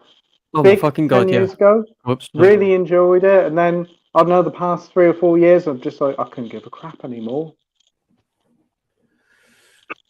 Yeah, I think that's a good one, Pete. Actually, I didn't think of that, and then the fatigue with Marvel and stuff. Yeah. No, that's fair, mate. It's fair. Nige, have you got an answer for this one? Well, I've always hated sci-fi and Marvel anyway. But I'm going to say I've drifted away from comedy a bit because the 80s comedies are so much funnier than the shite that they churn out now. Yeah. Like, I cannot stand that Seth Rogen fella. I don't mind Years him. ago, I bought that Sausage Party. I don't think I even cracked a smile, let alone laugh. And that seems to be the ongoing thing with comedy now. It's just bilge. Yeah, it's not as like smartly written comedy now, I would say, compared to. No, I mean the last sort of anything near comedy I bought recently was Beverly Hills Cop, which is like a comedy drama, obviously, but that was 1984. I got that on 4K, but I'm trying to think if I've actually got any comedy films on 4K. I don't think I do, apart from that. But just the modern comedy stuff, just there's very little to nothing for me. Yeah, it's a lot different to those examples you just mentioned there, and I definitely agree. Give me like sort of Airplane, Planes, Trains and Automobiles, Stir Crazy, Blazing Saddles, that type of stuff. Give me them any day. Uncle Buck even, and The Great Outdoors, stuff like that. Well, Pete, the other day you just watched Naked Gun. Was it for the first time? Naked Gun and Airplane for the first time, and both really enjoyed them. I thought Airplane was brilliant, very funny. Great film. For me, that's one of the funniest films of all time. It certainly is. The jokes were coming in thick and fast with that, and for me, it certainly did land.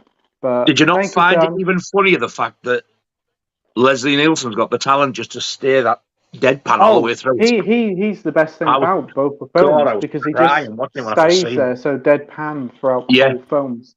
I don't know how he doesn't like crack a smile or anything. He just plays it so straight, and that's what makes it even more funnier. Yeah, I totally agree. Yeah, I love the Naked Gun, Pete. I've not seen Airplane, so I can't comment, but I've heard great things about it, though. I think you'd like it. If you like Naked Gun, I think you'd like that. Yeah, I love the Naked Leslie Nielsen's in it as well, so... Yeah, he's fantastic. Also, I've heard that you can watch it on Paramount Plus, and you can also get a free trial. Wow, that sounds like a good deal to me. Yes, all you have to do is use the free voucher code Fatal Attraction to get a free month. And use my personal code, PLAYTENDOGUY, you get 5 free years. Not a sponsor. And a bonus dog food hamper. As Pete said last night, cancel after the month, then they'll come back to you and offer you another 3 months. Yeah, I mean, there's that many streaming services nowadays, it's hard to keep up, really. Oh, it definitely is. Yeah, especially with Paramount One as well. Andy, how about yourself? Yeah, I'm gonna have to say the superhero genre. Just oversaturation, too much all at once. Yeah. That's all I can say about it. A lack of quality as well in terms of writing in the movies we're getting nowadays as well. Yeah. Yeah, that's fair, mate, and make a very good point as well. I agree. Josh? Probably comedy. Even though there's some good ones out there, like Rye Lane, Blackberry's a good one this year. I think a lot of the comedy is just, oh, look at this raunchy thing which you've seen 20,000 times over. That's basically most of it. Joyride was like that, but I actually like Joyride quite a bit because I think it worked for that. But a lot of movies are like that. But I'm starting to adapt to horror a bit more. Like I'm watching the Saw films right now. I'm watching the Saw films with one of my friends at the minute, which is something I never thought I'd do. But they are quite fun. They are quite weird. But yeah, it's like comedy's just not great at the minute. Yeah, it's fair, mate. Well, especially the first couple of Saw movies are great, to be honest, and then it started to kind of teeter off a little bit. But yeah, I don't like the first one that much, but we were just laughing at how bad the acting was in it and how stupid it was. I couldn't stop laughing at it. But what were you gonna watch? With your app? No. What's funny about it? No, the acting is so funny. Like the acting is so fun. Plus, if you know anything about like behind the scenes stuff, it actually makes it quite funny. But yeah, we were just laughing at it because of how stupid it was. But we're gonna watch number 2 soon, I think, and then the rest of it, rest of the 20,000 they've made. So, are you going to see the new one coming out later this year? No, Saw 10? I won't bother with that one. Well, I was going to say, Pete, you got plenty of time. It's September. The new one, Saw 10's out. Yeah. I've never seen a Saw film, so I need to get on to it. Wow. I think, Pete, honestly, I think you'd really enjoy them, especially the first 3. I've heard the first 2 are really good, so I do want to check them out.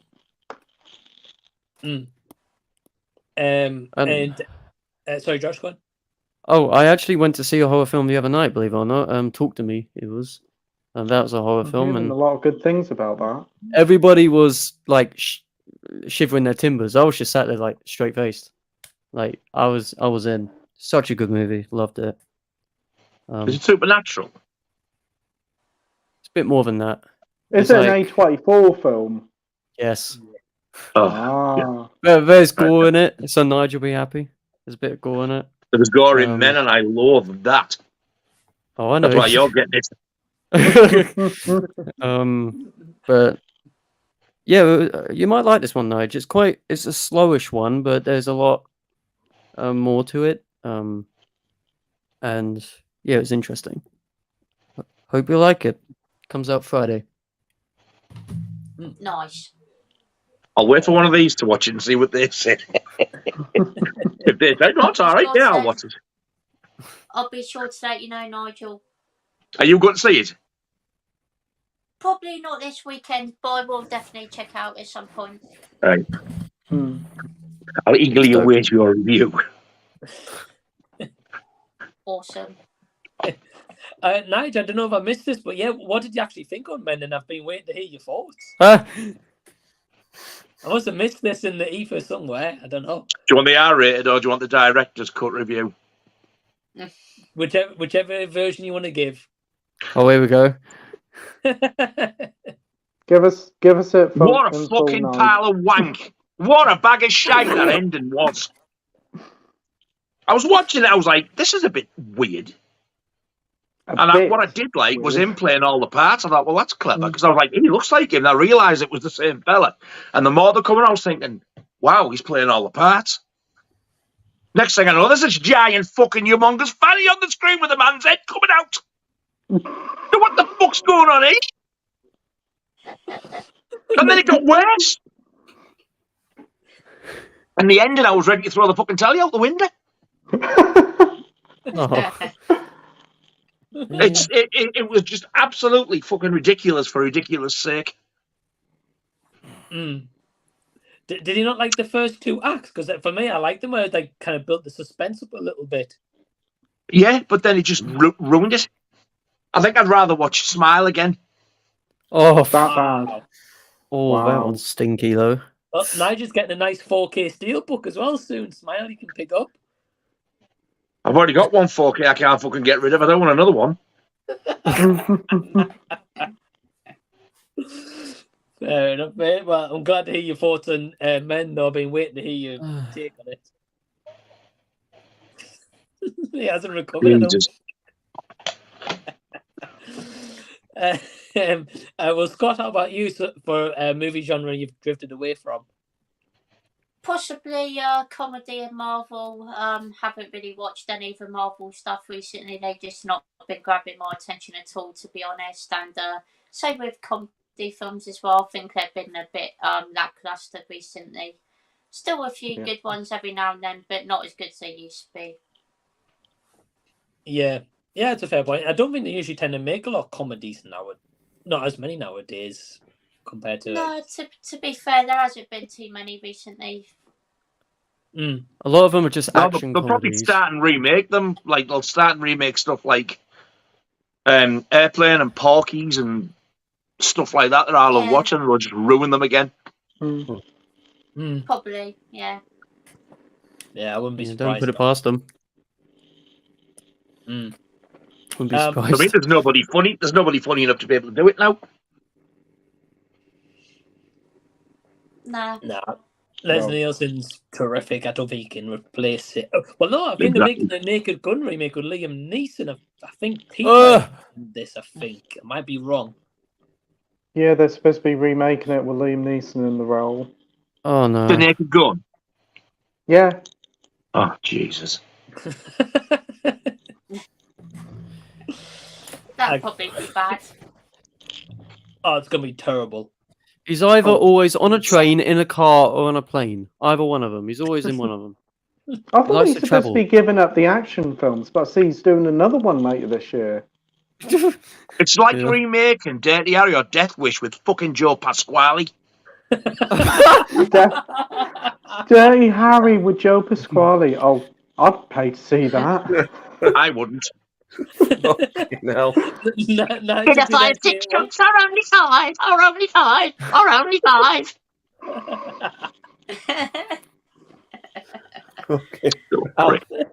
Alan Carr as Scorpio. Come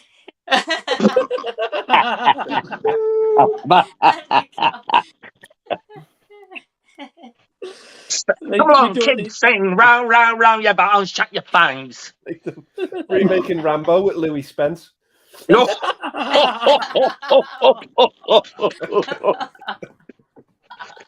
Rocky with Jimmy Savile. I'm not even going to say a word. Didn't he do a cover, Nige? Now then, put him up.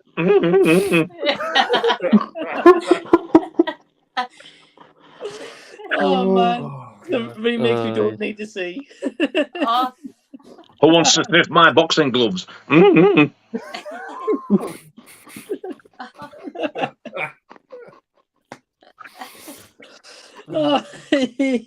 I've just been fisting Shawade Wade.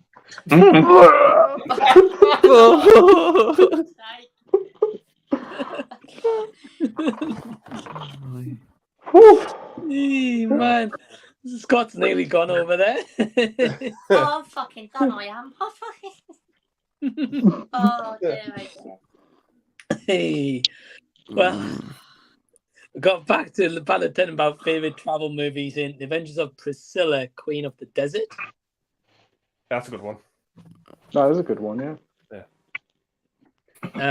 Matt H is in the house. Hey, Matt, he says Into the Wild would be my pick. Oh, I know that one, yeah. Pick. Heard of it. And Winslow saying adding in Magic Mike XXL as well. The Vulture movie. Oh. That's a Vulture movie? Damn. Is it? Not sure. I'm not sure. I've never seen it, so I wouldn't know. But he says Road Trip is hilarious, so he adds to that as well. Yeah. It is, yeah. Del Boy's got an interesting question. He says, do you agree with the Oscar ceremony and what it represents to the film industry? I don't follow the Oscars that much, so I can't comment. I'm out here. Scott? I'm sort of in the middle on this, to be fair, but I don't really have too much of an opinion on the Oscars, to be honest. Fair enough, mate. Fair enough. I know Josh follows the talk. Josh, I'm going to come to you last. Pete?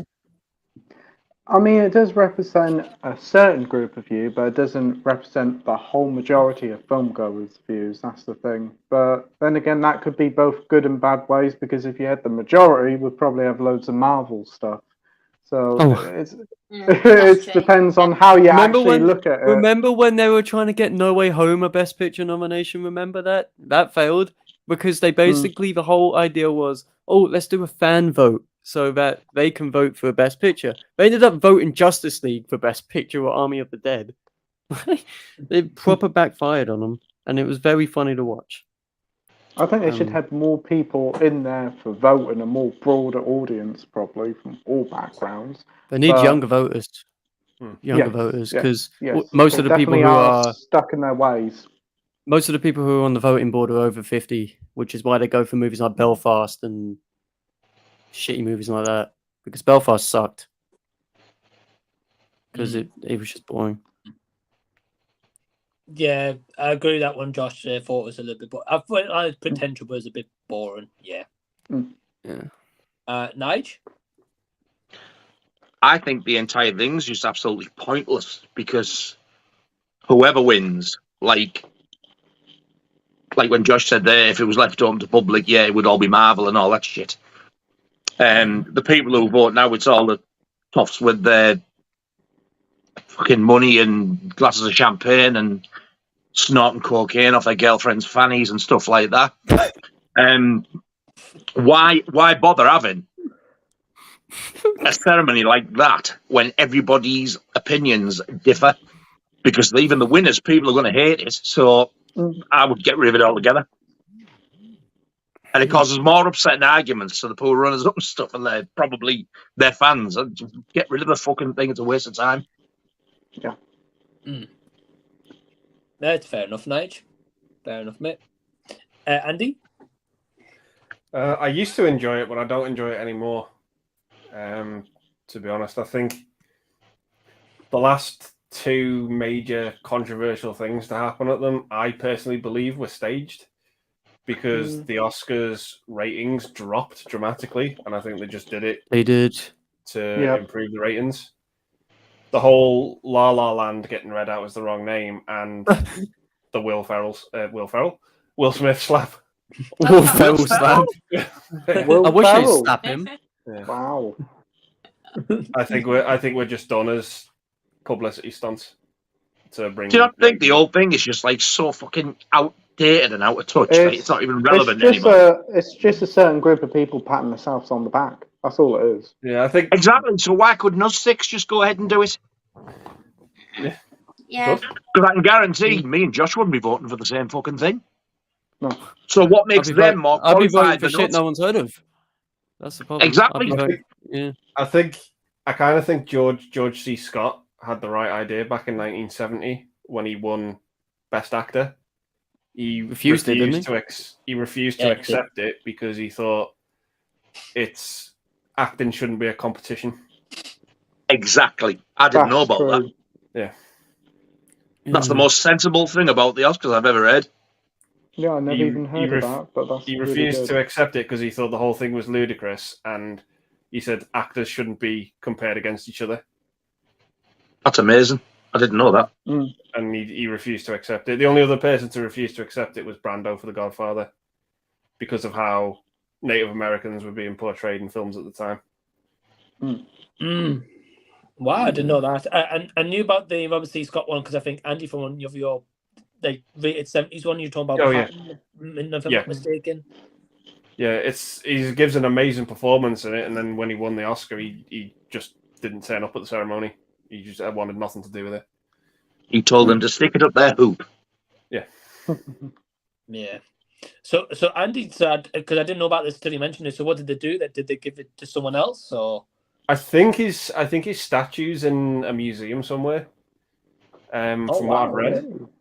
Wow. Yeah, they didn't give it the second place or whatever. They still awarded it to him. He never accepted it. Wow. That's very interesting. Wow. Okay. And finally, Josh, how about yourself? Nah. It's very much just a Hollywood elitist's point of view. Like, it's not actually what people actually want to see nominated. Like Bohemian Rhapsody won for both sound mixing and editing. The funny thing is, they couldn't decipher what was what, so they just gave it to both. That's bad. That is bad. So they literally had to combine it together because the soundboard had no idea what sound mixing and editing was. So they just gave it to Bohemian Rhapsody anyway because, music film. So let's just give it to that. They have no idea what they're doing. And it shows in their ratings because they dropped like 28% the year before last. And then they went up this year because of Everything Everywhere All at Once. And I don't know if it was the Will Smith one last year or this one. I think it was last year. Oh, okay. Yeah. I think it went up this year because they were intrigued to see if anything else was going to happen.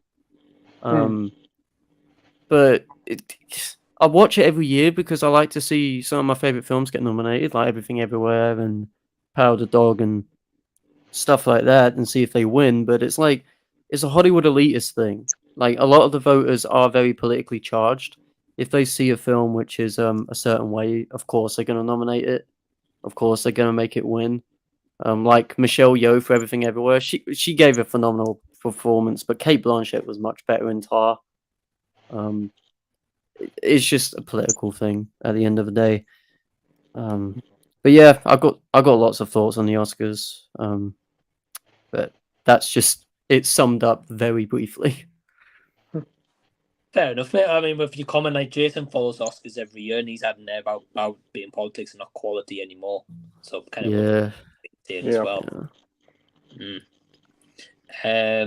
We've got Mark Van saying my favorite traveler movie is RV, the Robin Williams one. Is that right? Yeah. Got Del Boy saying during the pandemic, a greater emphasis was made to combine cinema with streaming services so you could choose to watch at home or at the cinema. Do you think co-production like this will continue? Okay, good question, mate. Personally, No, I think more the fact like cinemas are back open and start making more. Like they had a killer weekend with Barbie and Oppenheimer coming out, so I think Barbie's cost 500 million now. What? Wow. It's cost 500 million, yeah. That, And that's Oppenheimer is nearly at 300, impressive. which is nuts to think. A week Well and deserved. Well deserved. Yeah. week and a bit. Yes, 100%. Yeah, Mm. yeah. Sorry, Nigel, but it's well deserved. Yeah, you just keep thinking that. It's just nice to hear that cinemas are doing good, though. That's the main thing. Yeah. It's nice to hear some success it is. stories after so many flops this year. But Right. it's going downhill again because studios are delaying all their films to next year because of the writer's strike. Yeah. And I could see a lot of them going to HBO Max and stuff like that right back when the pandemic was out.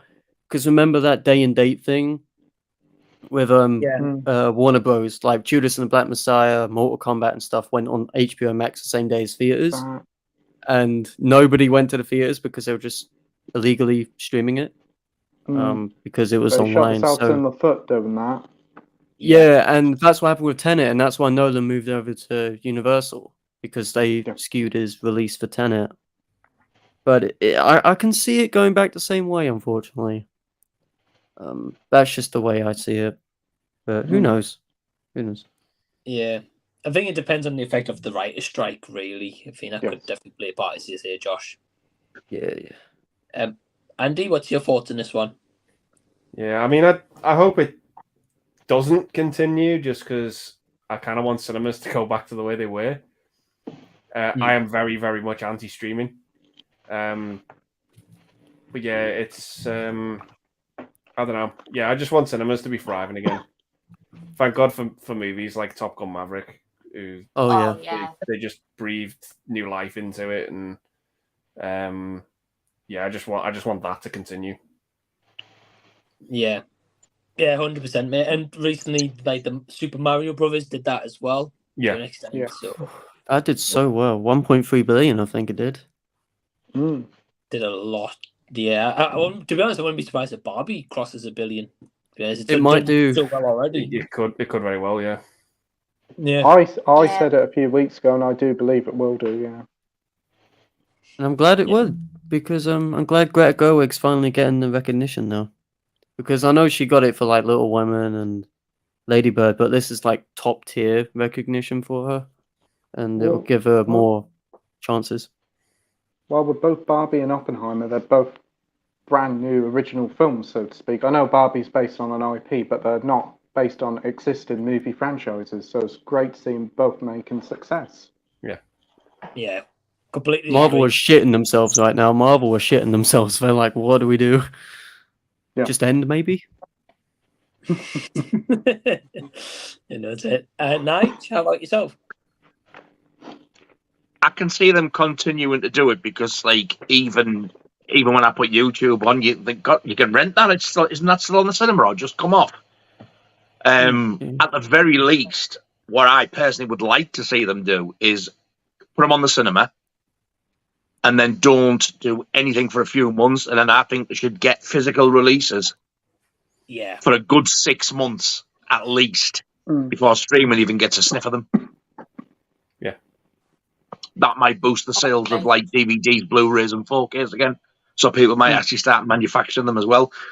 But give the cinema a fair play first before they even think about releasing them like they used to years ago. No, I don't mean wait a year like they used to.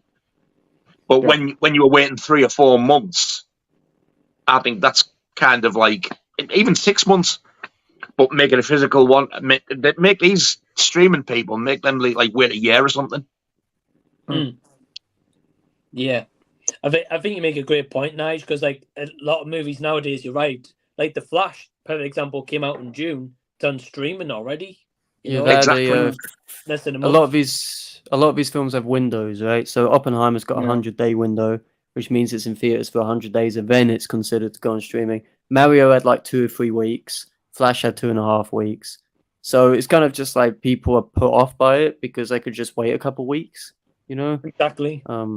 Hence why I think they should give the physical stuff a decent run at first. Give them 6 months, like 6 months to 8 months after the cinema release to make it a full year before streaming can even, like, whoever wants it Whether they put bids in what I don't know, or whoever owns it. They shouldn't be allowed to do it until it's had a decent cinema run and then a decent run on physical.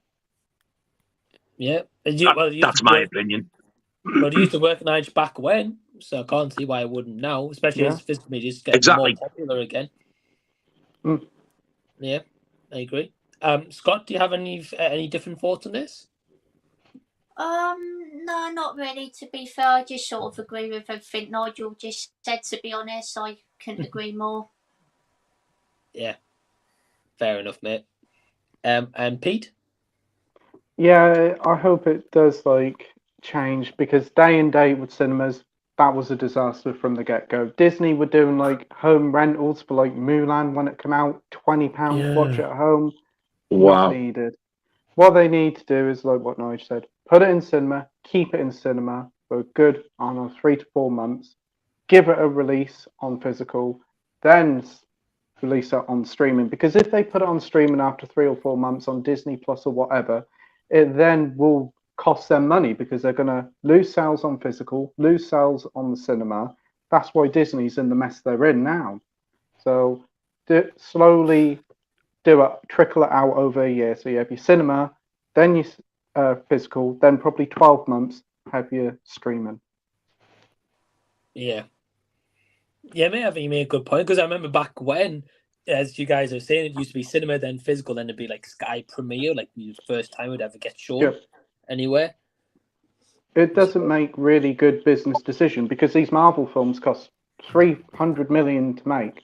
They make so much in the box office. Well, most recently they haven't.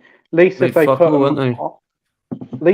them out on physical, they can get some more of that money back before they put it on streaming to get more people to come on. Because if it's on streaming, it's kind of dead money, because people are just going to tune in for the month, watch it, then bugger off. At least for physical, it's hard sales there of upwards from £10 to probably £35 for Steelbook. Exactly. So they would benefit for it. I think they would. Because if it wasn't on streaming and all this illegal crap, then more people would think, sod this, I'm going to Blu-ray player, I miss it. And that's what I think would happen. And more people would go out and start and buy them again.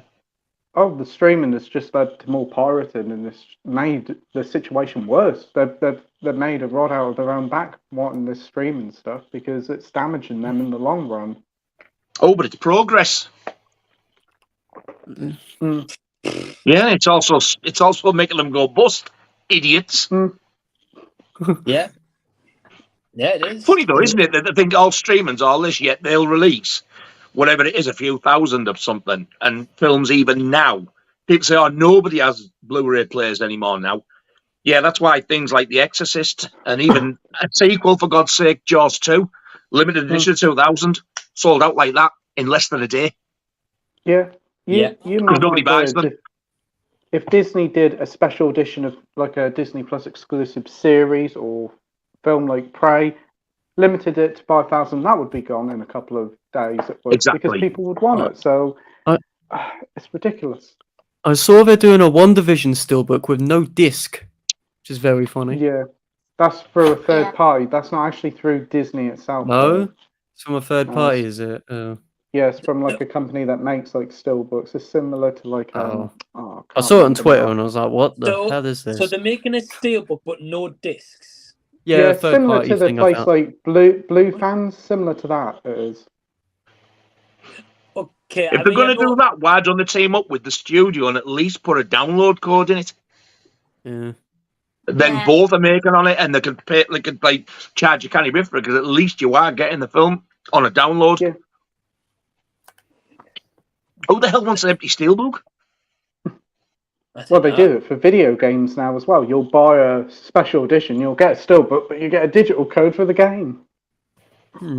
Wow. Stupid. I suppose at least you are getting the code, though. But for someone to manufacture a steelbook and flog it, is the film in it? No, it's just an empty steelbook. Well, actually, come to think about it, the Spider-Man game, they're doing a £300 special edition of that, and you don't get the game with it. You have to buy that separately. Wow. What? Why? Yeah, they did one for the Hogwarts game as well. You got a levitating wand, and that was like £200 or £270, and you had to buy the game separately. Can you imagine going to Asda and getting your 45 pence packet of custard creams and getting them home and opening them and being happy with empty wrapper? What is the point of that? Business It's kind of decisions, stupid. you see. Seems pointless. Yeah. They're Makes it trying to get redundant, more really, money out doesn't of it? you. Now you're just buying a bag of air, basically. Well, mind you, a Well, I'm packet going of to crisps sneak are and order like that myself just an empty lately. plastic bag from the kebab shop. Ooh. Do you want any extra? Yeah, put a bit of the scent of the kebab meat in so I can at least have a sniff. Oh, how much is that? 50p extra for the scent? £1 for some It'll be the salt? same price as, like, I don't know, a kebab with salad and garlic, but without the kebab and salad and garlic on. No. It's You'd like your fish and chips with no fish. It's like buying the air Fish and freshener for the chips car, without but you get fish. an freshener. Yeah. I'm going to go and buy myself a poster while I unroll it. It'll be a plain white sheet of fucking paper. Idiots. Mm. I hate stupid fucking people. I think I'm thick. Nah. Definitely not, mate. And Nigel was asking, and I think I've seen this on your Instagram, Pete. You said you got Last of Us Blu-ray. I'm pretty sure you did, right? Yeah, I got it last week, got it on Wednesday. I did actually post some pictures up on Instagram. Watched a couple of episodes. Still a brilliant series. Definitely worth giving it a shot. Mm. Yeah, I really enjoyed it as well. They're looking forward to the second season of that. Yeah. And kind of like the last comment I think for this hour is going to be Bad Lieutenant saying, Lego Star Wars 1 and 2 are the most fun you can have with your clothes on. That's one way to put it, Bad Lieutenant. Yeah, I do agree there. With regards to Lego- real that- Lego, apparently there's a Jaws one coming out. What about Lego There's Star a Wars Jaws 3? Lego set coming out. Is there? It is, yeah. Ooh. Yeah, that's like end of the year, maybe Christmas time. I think. Not sure. But it's expensive. It's going to be about Lego £300, I always think. is. £300. Probably, yeah, because it's going to be the big shark. Well, there's like a Star Wars one that's about £700. Yeah, the 8080 is £700. Yeah, and It's like I £8. think You like, got the Millennium Falcon is about that price as well. yeah, Millennium Falcon It's 680. absolutely mental. Yeah, there you go.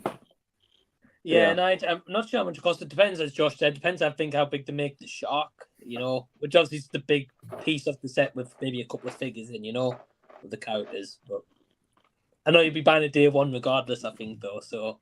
Not for £300, I won't. I'll let you club together and buy me for Christmas. It'll only cost you about 50 quid each. Well, Pete will get loads of coupons off it, probably. Oh, exactly. You'll get me for out. I'll see what I can do. Bit of plug-in for Amazon. What a good company they are. And if you join Amazon, you get next day delivery, don't you know? Yeah, if you message me, I've got your Jaws. You got to get the got Paramount. friends in high places. I'll see what I can do, Nige. Oh, yes. If anybody can get Netwear back in business, this is your dude.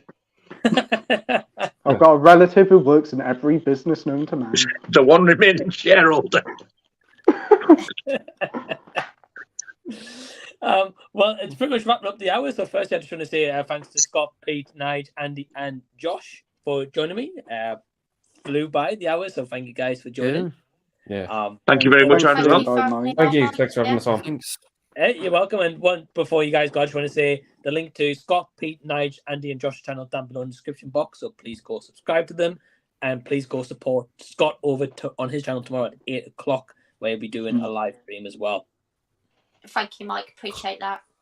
You're welcome. And yeah, I hope to have you guys back on next week as well. So I'll be in touch. That'd be brilliant. Excellent. Yeah, that'd be cool.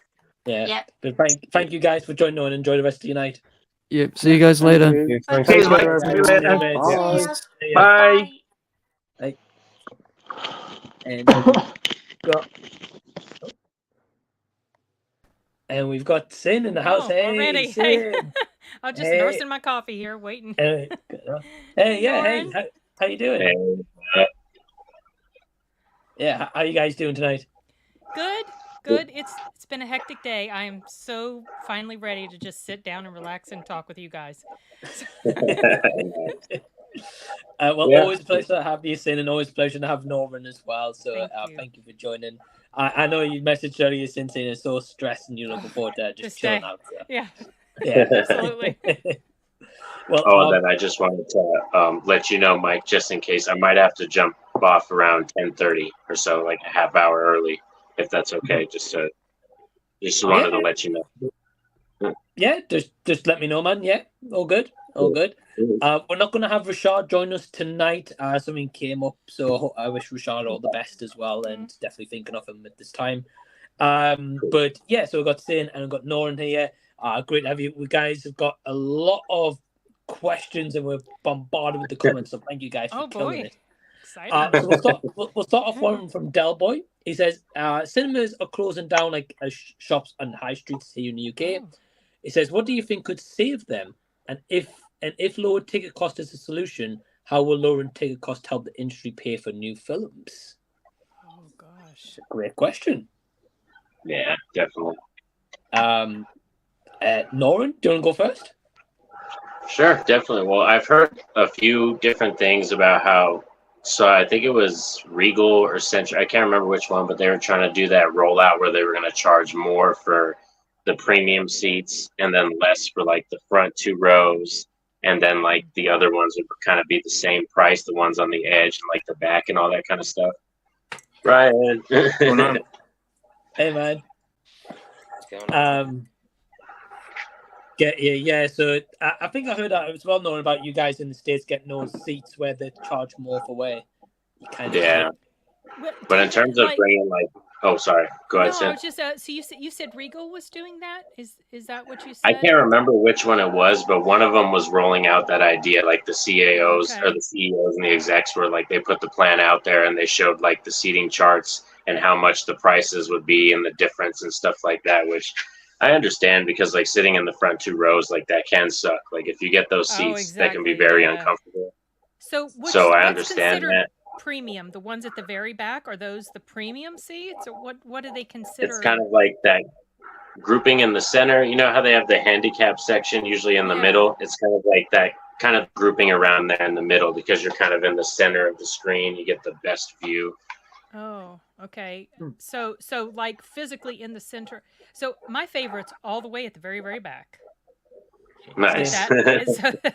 That's where I usually go. I don't know if that's considered premium or not, but see, I subscribe to the Regal Unlimited, so I can watch as many movies as I want for $19 a month. Nice. I don't know if they're going to start getting rid of those plans for moviegoers like me. That's a steal. Right. Yeah. Yeah, that's one thing. I think, to be honest, like I was thinking like just in terms of like where I live, New Mexico, we have fantastic weather and stuff like that. And I really think like something new, something to spice things up, like a drive-in movie theater and like bring back, like you don't even have to show technically new films, like show some films from 10 years ago or 30 or 40 years ago, but just create that vibe, bring in like hire food trucks to be like there, like on the side so people can go grab food from different vendors and stuff like that. So I think something new, like something different to kind of revitalize the whole movie thing. But in terms of theaters, like I heard Barbie was doing really good. They made like, I think $550 million already, which is insane. Oof. Yeah. When we just the guests on before as well, we were talking about that. And yeah, Barbie's had and Oppenheimer's done a really good weekend as well. Yep. For real. Yep. Yeah, so I think this has been the biggest weekend so far this year. This is, I think, the biggest weekend for films in terms of money making. Yes, it has been a very big weekend. I think what you mentioned about them bringing back classics, that's a great idea just for all movie theaters. The ones in my area, they do that from time to time. They'll, like earlier this year, we went to go see Raiders of the Lost Ark on the big screen.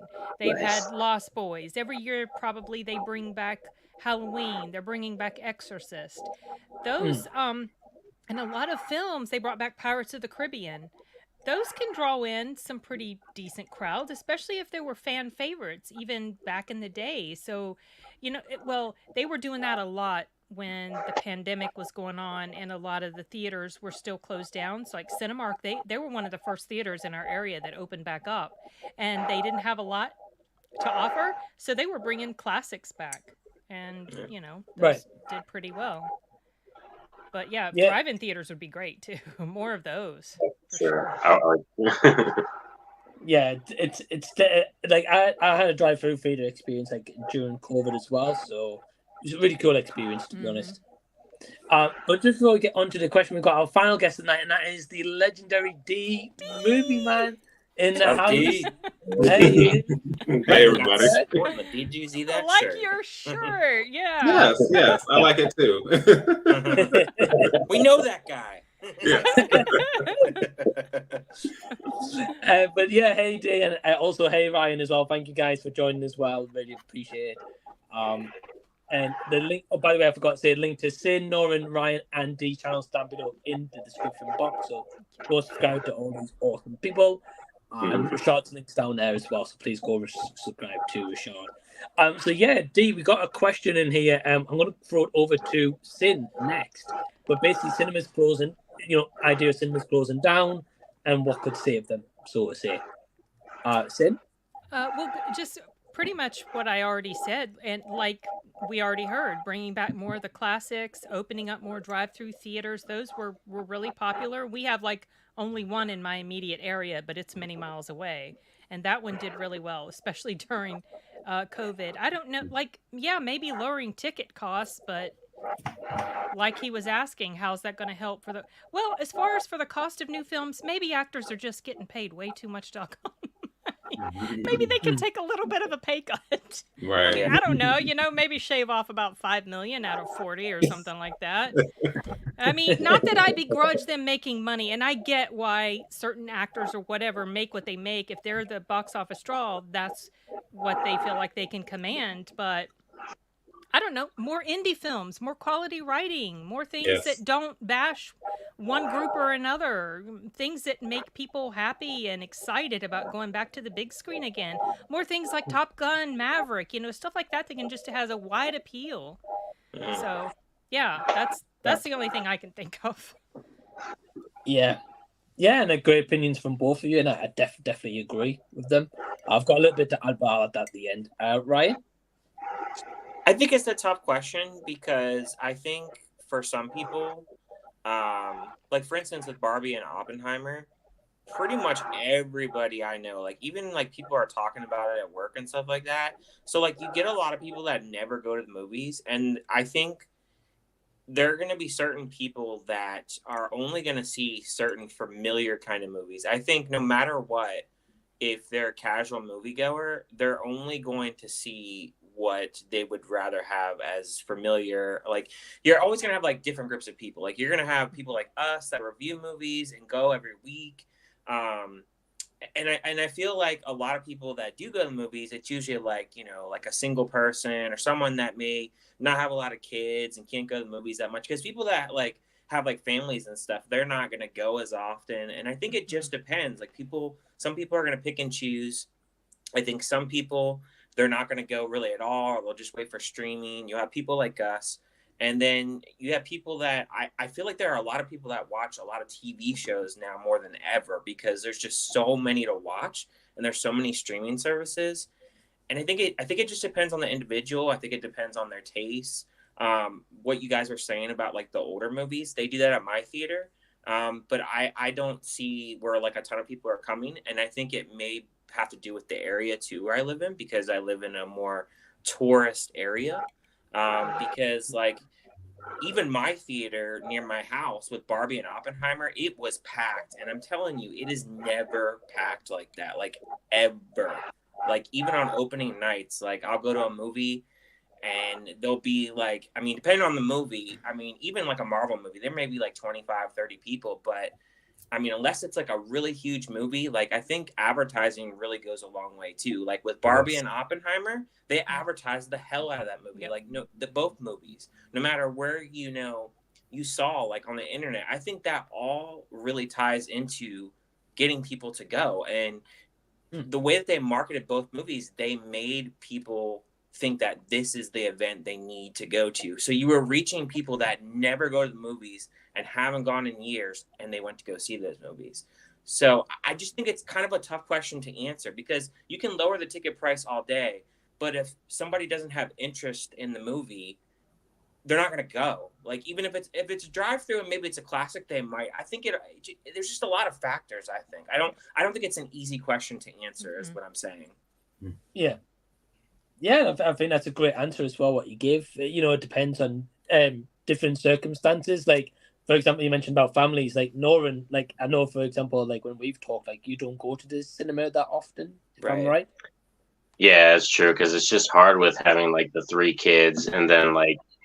It's like Ryan said, personal taste wise. Like, I had one of my daughters did not want to see Barbie, one did, and then my son wanted to go. So it's just like when you have such a big family and then having someone to babysit. Like, if me and my wife just want to go because it's a horror movie, we have to find someone to babysit. And and from being a parent, like I said, there's very few people I trust on this planet with my children, so it's hard to find them. You know what I mean? So yeah, that's what exactly. Even to add to that, Norin, a lot of times, if you have a family of like 4 or 5 people, if you all don't want to see the movie, most people, they'll just wait and pay the $20. I mean, you're going to pay, at least an average ticket price is usually like $10 to $12 anyway. So if there's 5 of y'all, you don't all want to see it, you might as well just pay the $20 when it hits streaming or VOD and watch it at home. Unless you guys are really adamant about seeing the theater. I guess it just depends, how you all feel about if you want to go or not. So. Yeah, I agree. I think it all comes down to like the ticket price. Yeah. If it's cheaper, stream it at home. And as Norin said, finding someone to babysit the kids if it's just him and his wife. So yeah, I get that. It's a factor for families as well. Sometimes I'm assuming that most theaters, especially during the summer, they'll have like earlier in the day, the ticket prices are super, super, super cheap, especially for kids movies specifically. Like maybe $2, $5 or whatever. If they do all through the summer, they'll do that, and so that of course brings more people in, puts people in seats, but that's for a specific type of audience. Right. Right. Yeah, like loading the tickets definitely can bring a crowd in. I was going to mention that as well. D. Yes. So I was gonna say, I was funny because I was Ryan made a great point. I was talking to one of my coworkers earlier about with the whole Barbenheimer spectacle, or just the I don't know, just the whole I don't know, like I don't even know what the word is for it, but just how this it came about, and it being this representation of 2 completely different demographics and people who would not have, in theory, a lot of those people would not have anything in common, probably don't watch the same kind of things. When it comes to film, they probably have a whole bunch of different ideas about what they want to see and how they want things to be represented. And I feel like marketing and advertising is a big part of that. And it reminds me of how, and I don't know if it's a different thing for streaming or even with some theatrical stuff, but I do know that the money isn't always put there to advertise properly, because, dropping the trailer a month before or dropping the trailer like a couple of weeks before, and then, not making people aware of what's out there, even on these various, streaming platforms. There's like, like, I don't know, like there's like a whole black holes worth of stuff that you would never find because of certain things get pushed and then certain things don't. And then that's why when we talk about hidden gems or things like that, some things just kind of get shoved to the side or pushed, to the back burner, and then you stumble upon it's like, wait, why is no one talking about this? Because they don't have the machine, or they don't have the money, they don't have the marketing. So I feel like that is such a significant part that doesn't get talked about as much. And I do think that like for somebody like me, the theater is not just, because even if I wasn't doing YouTube, even though it took me a decade to actually do it, even if I wasn't doing that at this point, I would still be going. I would still be wanting that experience, because some of that has, started from when I was young. But I've realized as I've gotten older and older that and it's not the same for everyone, but the theater is like my refuge. And the only other place that feels like a refuge for me are bookstores. I just went into Barnes & Noble for the first time in, I think, 2 years, basically since 2020. And it was crazy how I walked in, and it was just like this weird rush. I kind of felt like, like I feel at home here. Like, you know, like I feel at ease. I feel at peace. Like it was such a calming feeling. And so for me, you know, going in and having those experiences, it kind of links to something deeper. And it won't necessarily be that for everyone. You know, some people will kind of go in every so often. It's like, you know, for all the different reasons that we've talked about, there are a lot of variables at play. And then for me, you know, I like to support all different kinds of movies. I've talked with Sin about, I want to say Sin and maybe some of you guys about how I saw Last Night in Soho, The Last Duel, and West Side Story, and all three of those bombed in the box office, you know. And if nothing else, I can at least say I supported. I was interested in seeing all those anyway, but it's kind of one of those things where, you know, people talk about not wanting to see remakes and see, you know, and you know, not wanting to see the same type of stuff. It's oversaturated with this kind of film and this kind of film. But when it comes to films that are original or just have a different kind of perspective, you know, not everyone takes the leap, and then it won't always appeal to everyone. So like you said, there are a lot of variables at play, but for me, I think a big part of it is quality writing and also just creating an experience that people really want to go out, you know, to the theater for. Because I do think Top Gun Maverick, you know, Barbie and Oppenheimer, I think there are a lot of opportunities to have that kind of experience where people are like, yes, okay, fine, I'll go. You know, even if it's begrudgingly, like, okay, fine. You know, I think you just have to find a way to pull people in, and it starts with the quality product and then pushing it with the marketing. Yeah. I say another thing that I see that holds a lot of people back too is, oh, I don't have anybody to go with. I can't go. Like, you can go and have a good time by yourself. Yes, I mean, you're not going to have a whole conversation while you're watching the movie, but you'll have a good conversation after the movie. You know what I mean? So I hear that a lot too, and I'm like, you can go by yourself. It's not uncool. No one's going to go, oh my gosh, you're by yourself watching this movie. You're a total loser. You know what I mean? I do it all the time. With just the cinema lights, it's focusing on that one person in the entire film. No, I can get that as well. I think you all make great points. Like adding to that, like part alone by going alone. You know, before 2015, I never went to the cinema by myself. I'd go with like a friend. But then I'd miss out on releases if they couldn't go, so I just kind of stopped and just like, nah, screw this, what am I waiting for? And yeah, I've been going ever since like for like 8 years now, and I love it. Yeah. In a way, I kind of hate going with people to the cinema now. No, I don't mind it, but like sometimes I'll be like, I just want to see it by myself, you know, get that experience. But I think you all make great points, and I definitely can't really add much more to that. The only thing I will add, I guess, myself is, yeah, if you had like lower prices, maybe bring more people in, because to be like, as you said, like Ryan, you know, like say like Norin, like say, you know, paid for him, his wife, and his 3 kids to go, it might be like $60, whereas renting at home is $20. But say if they put $5 tickets on, it's the same price, maybe stream it at home, so it'd be like, well, I'll go out to the cinema and just spend an extra $5 and go get that big great experience. Right. But so I think cinema tickets to average cinema goers kind of will halt them from going to maybe just taking a punt on the movie at times. Yeah. But maybe a cheaper ticket. Sorry, I was going to throw in one more thing. As we were talking, I just thought of it. If they also make the effort to do things like, I don't know if that was National Cinema Day or what that was, but basically we're all like every single theater did, I don't know if it was like $3 a ticket, and like those like stuff like that, people will definitely come, because I can only imagine what the box office receipts were just from that single day, all and across what the the US. concession receipts were too, because that's where they make their money. Right, exactly. So, and also, I think making better trailers would generate more interest sometimes. The trailers, oh my gosh, y'all. And not giving away the movie in the trailer. Right? Yeah, That happens so many times. Yeah. Well, great example is Barbie with that. So talking about earlier, the first trailer for Barbie, you knew nothing really about the movie at all. And the second trailer revealed the second half of what happened. I'm seeing the movie tomorrow, but I know what happens in the second half of that movie now because of that trailer. And I hadn't seen it. So yeah.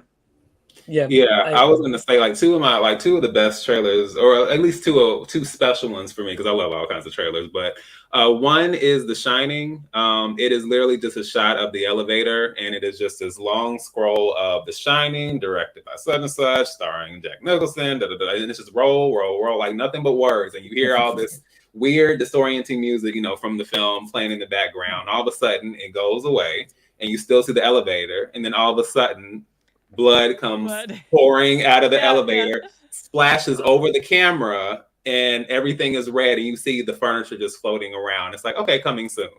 It's like, can you imagine what it would have been like in the theater seeing that? Like, what is this? Like, what the heck is this? Yeah. And then the other one is The Devil Wears Prada. They literally take like, it's like compressed, but it's like a 2-minute trailer, and they literally take a whole bunch of scenes from. It's basically the opening scene where Andy has her interview, and you see the introduction of Miranda Priestley, not Hobbs, played by Meryl Streep, and they basically summarize everything in that scene without showing anything else. So it's like they take what is probably a 20-minute scene and they condense it to 2 minutes. And then I remember everyone in the theater was just like, I was like, what? And The Devil Wears Prada. And it was great. I've not seen a trailer like either of those two. I think they need to kind of, and I understand it's hard because some people will be like, well, what is it about? But I think sometimes you have to kind of take the leap and, not be willing to give people everything all the time. The trailer for ICU was really good. Was it? Okay. Yeah, like it did not really, like you see all these different things. You're like, what? I went back and rewatched my reaction to the trailer after I had seen the movie, and I was making all these guesses, and I had no clue, and that was amazing, and I loved that about the movie. So yeah, when they just give you little teeny tiny breadcrumbs, I think those are the best trailers. Yeah. And I would say the only other one, I suddenly just thought of it, and we can move on. Case 39. That is probably the only trailer I've ever seen that purposely and intentionally misrepresents the movie. Like they have scenes that they shot, or I'm guessing they shot for the trailer that aren't in the movie. It's a completely different story. You go in thinking, you would think like, oh, this is about, I won't even spoil that part, but it's about such and such, these characters are dealing with this malevolent entity that seems to be following them. But then you watch the film, it's like, no. And it was so clever the way they did that, because I was genuinely shocked when I watched it. Okay. Ryan's nodding along there saying he doesn't like that movie. Okay, I've not seen it, but is it Renee Zellweger? Yeah, it is. Yeah. Okay. Well, I know which one you're talking about. I've seen bits and pieces of it in passing, I think. Yeah. I think it has a couple different endings too. Yeah, it does. Mm-hmm. Yeah. Oh, okay. Interesting. Okay. No, where'd Mike go? Where did he go? There he is. Oh, you're back. Okay. Oh my God, I don't know what happened there. Just went black hole. I was like, okay, is this a free for all live stream? No, we'll just take it over. Could be. I know. But thank you for the question, Odell boy. Really appreciate it. Definitely a topic of discussion. Could just do a live stream on itself on, to be honest. But got Lego M News in the house. So hey, Lego. He says, hey, Lego, and everyone, how's it going? Really wish I could stay in chat, but I have to sleep. But I wanted to ask, what would be one movie that you won't watch this year? That's easy. That's easy too for me. Okay, Ryan. Expendables 4. Oh. I ain't watching that.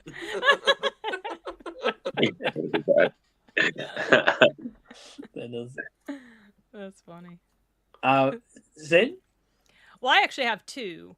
One that hasn't even come out yet, The Marvels. I will not be seeing that. Oh, that's another one I won't watch. No.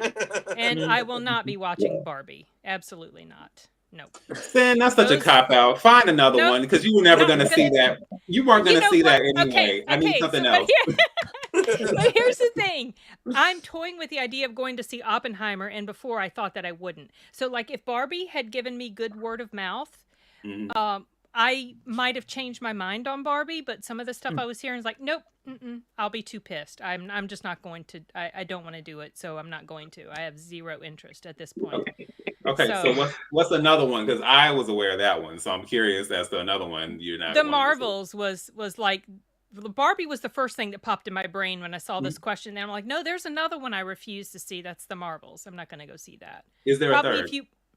There might be, but remind me if I'm forgetting something. Am I forgetting something? Exorcist, The Believer. Are you into The Exorcist? I can think of more. I know actually that. might go see that, but I'm a little still so annoyed with David Gordon Green, so I just don't know. Like The Exorcist might be great, and I was like, yeah, but I don't trust you, dude. I don't trust you. what you did with Halloween, sacrilege. Then what are you talking about? He made a great trilogy. Come on. Oh, don't get me started. Arturo got me started on that. We were in the grocery store today, and he got me started again, and I'm just like ranting to my cousin. He's in town, and I'm just like ranting, going on and on. It's like, boy, just blood pressure just goes right on up when certain movies I'm reminded of. Oh my gosh. Yeah. I think David Gordon Green's going to end up getting a rep of remake horror movies into trilogies, I think. Halloween, Exorcist, and he'll be on another property soon. Yeah. Who knows? I'm very cynical about that man at this point. Yeah, I don't blame you. For this one, I'm going to agree with both Sin and Ryan. Marvels, for me, got no interest in the slightest. That second trailer looks bad. I'm sorry, it does. The second trailer, at least for me, looked better than the first one, but not by much. That's everything. Norin, what movie are you skipping out on this year? I don't know if I have like a specific one I would skip out on. Like I give any movie a fair shake at least once. Like I'll watch it at least once. Marvels I'm invested in just because Captain Marvel, the character, is my favorite comic book female superhero of all time. Like before she was ever introduced to the live action universe. I've been reading comics of her since I was like 9 and 10. So that's why I want to see the character. And I didn't have a problem with Brie Larson. I think she gets a lot of hate for like, I don't know, whatever reason. Like, I don't know why. For good reasons, but she does, yeah. But, yeah, like, so I liked don't it, mind though. the film. That makes sense, though. Hopefully you'll enjoy the sequel, yeah. Yeah, so like I'm a little invested in it, but I'm not like, oh, like go see it first day weekend type thing. And like Exorcist, The Believer, I'm into seeing that one, but I'll probably like skip a theater experience. You know what I mean? Like I'll probably just wait for it to hit Max or streaming or something like that. But I give any movie a fair shake. I'll watch anything once, at least once. Yeah, I get you. Norin, let's hope that the lowest cinema ticket prices and you'll be the one making Marvel's money that's the box office. I know if I end up taking the whole family, they'll make all kinds of money off this. The snacks as well will be like $100 trip by the time you're done. Oh, That's true, dude. Yeah, that's the worst part, bro. I was like, because then we go up there and then I'm like, damn, well, can you two share drinks? Do you want to? Do you guys want the same thing? It's terrible. This one wants this candy and then this one wants ice cream, and you're like, oh, fuck. And you're like, and you know, being a parent, you just want to give them everything. It's so hard to say no. Like, I'm not lying to you. It's really hard to say no because you just want to give your kids everything in life to have fun. You know, life is short and stuff. So, you know, that's the difficult thing is the spending money. Get you. No, that's fair actually, enough. But I'm actually probably gonna have to dip out now, Mike. Though, thank you again for having me on and all the beautiful guests and being here and like answering these questions. It's been awesome to be here with you guys. Great to talk. Yeah, thanks for joining, man. And the link to Norin's channel is down below in the description box. So please go check out Norin's channel. And see you later, brother. Thank you for joining. Norin. Thanks, guys. Laters, y'all. And D, what movie are you skipping out on this year? So I would say that just the three most like I'm kind of similar to Norin in that I the majority of films I try to be open to and give a chance, even though I know some aren't necessarily in my wheelhouse. But the three right now, The Exorcist, Believer, and like I said, I could be wrong, but demonic horror is not really my thing, and that's why I'm divided on seeing Talk to Me, because I remember when that was out at Sundance, and I know I need to watch it. Oh it's actually really good, D. It's really, really good. I know. That's why it's fine. What did you say? He was saying something. Who, me? No. RWR. Ryan. Oh, Yeah, I was gonna Ryan. say, yeah, I'm gonna go see it. Oh, okay. I thought you were Yeah. like, what's it? Yeah, Yeah. I know. I was thinking about you when I told you how, like, I was mentioning how good, and I was like, I know Dee is not into this stuff, but it was well crafted. I don't know. You know, if you just hate demonic horror possession type films, then obviously, yeah, it might not appeal to you as much as maybe someone. And it's not my favorite either, but I was very impressed. Yeah, I was gonna say you're my only what's the word? You're my only incentive at this point because like the fact that you can relate and you're like, okay, it's kind of the same thing with the whole School for Good and Evil and other ones where it's like you've made exceptions. Like that makes me, that's a little bit different. So yeah, so I was intrigued by the idea too. It's just once I realized that's what it was, I was like, we'll see. But okay, but yeah, I might. Sin, you're the one that the pressure. You're pulling me over the fence. You're pulling me over the fence. I'm dragging you. Yeah. But yeah, with the Exorcist Believer, it's not even just because of. I mean, it partly is because of that, but like as was mentioned, David Gordon Green, and then it being like this new trilogy, and like I just feel like there's only but so much you can do with that concept. And they attempted to do that before with Heretic and with, the initial, the second and the third film. I know the second one was a disaster. And then when they tried to do Exorcist at the beginning and all that, like, I just hope that if they have some vision in place, it works. But just right now, it just seems very unnecessary. I won't see, at least not at this point. I won't see the Ballad of Songbirds and snakes. Yeah. The Songbirds and Snakes. I haven't seen anything Hunger Games related, so I won't know. Even though I know it's a prequel, I won't know anything that's going on. So there are a lot of little specific tie-ins and Easter eggs that are going to completely go over my head. So unless I catch up, I don't see myself watching it right now. And then Wonka, I just don't know. Yep. Yeah, I haven't seen the trailer for it yet, but for whatever reason, I'm just kind of like, and I understand like the Willy Wonka and the Chocolate Factory, that's always going to be a classic to a lot of people, mainly because a lot of us grew up with it when we were young, and there's just something so grounded and and Gene Wilder, like there's a lot, pure imagination, there's so much that you connect to with that. But my thing is with Charlie and the Chocolate Factory with Johnny Depp, they already gave Wonka his backstory as far as his dad and the dentist and all that kind of stuff. So that was my initial thought when they announced it. I was like, we already have Wonka's backstory. And even like when he first met the Oompa Loompas and their habitat and all that kind of stuff. So it just feels like a cash grab, which it is. But it may be cool, but at the moment, it's just not. It's really low on the totem pole for me. And then Timothy Chalamet, Sin, you and I have talked about it. Although we appreciate like his acting, it's just that some people you just don't click with as far as their performances and their style of acting. And he always, to me, feels like he's sleepwalking through a lot of his films, just kind of like this dead energy. So I just not a lot of reasons to go see it, unfortunately. Snores and all. Oh my gosh, that movie. That movie's awful. Yeah. I forgot that was on your list from last year. Yep. Did you watch that one, D? Well, Sin didn't do much to convince me to go see it after she almost lost her lunch watching it, so I haven't seen it yet. Well, Sin did you a big favor, my friend. So. Yeah, but I agree about Tim. I think the same on Timothy Chalamet, and the four of us, I think, aren't a fan of the guy, to be honest. Yeah, he's just not inspiring. I mean, I'm going to go see Dune too, Same. because I went to go see the first one, and I'm not really into Dune at all. And I'm not super excited about this one, but I'm going to go see it mostly just to review it. But Timothy, like, I don't know, he just does not light a fire of excitement or anticipation at all. Even though he's a good actor, it's weird. Yeah, it's like you were saying. It's like he's sleepwalking. It's like he's removed. Yeah, like he's not. Like there's this barrier between, I don't know, it's hard to describe. I can't put it in words. Yeah. Yeah, no, I agree with you guys. I'm not sure if I'm going to go see Dune Part 2. I wasn't a fan of the first one, to be honest. Really? Yeah, and I love that kind of stuff as well. I just thought the first one was boring, To be honest, I heard the second one's more action packed, according to Simon, someone who is on my live stream sometimes. Yeah.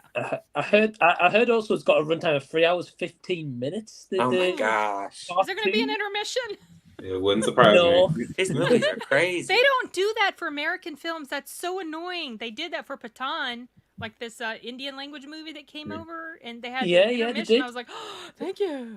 I loved it. We need to do that more. I don't know why they don't. It seems like the only time they do it is if you're watching a throwback cinema showing, and it's one of those super long films like Gone with the Wind or Cleopatra, where it's built into the movie. So exactly. Right. And Sound of Music, they did.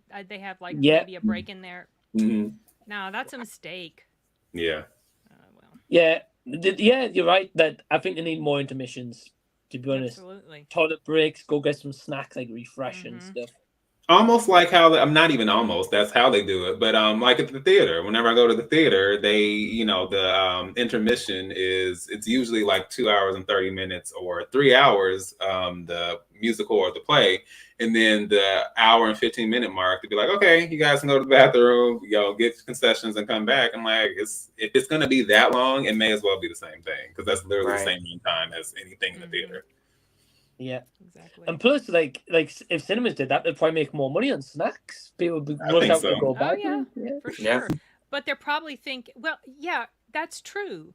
But they're also probably thinking, yeah, but then we can't put as many showtimes in if we have even though it would only throw it off by just a few minutes. Right. It's not like they let you take a break for 15 minutes. It's usually like 5:10, if that.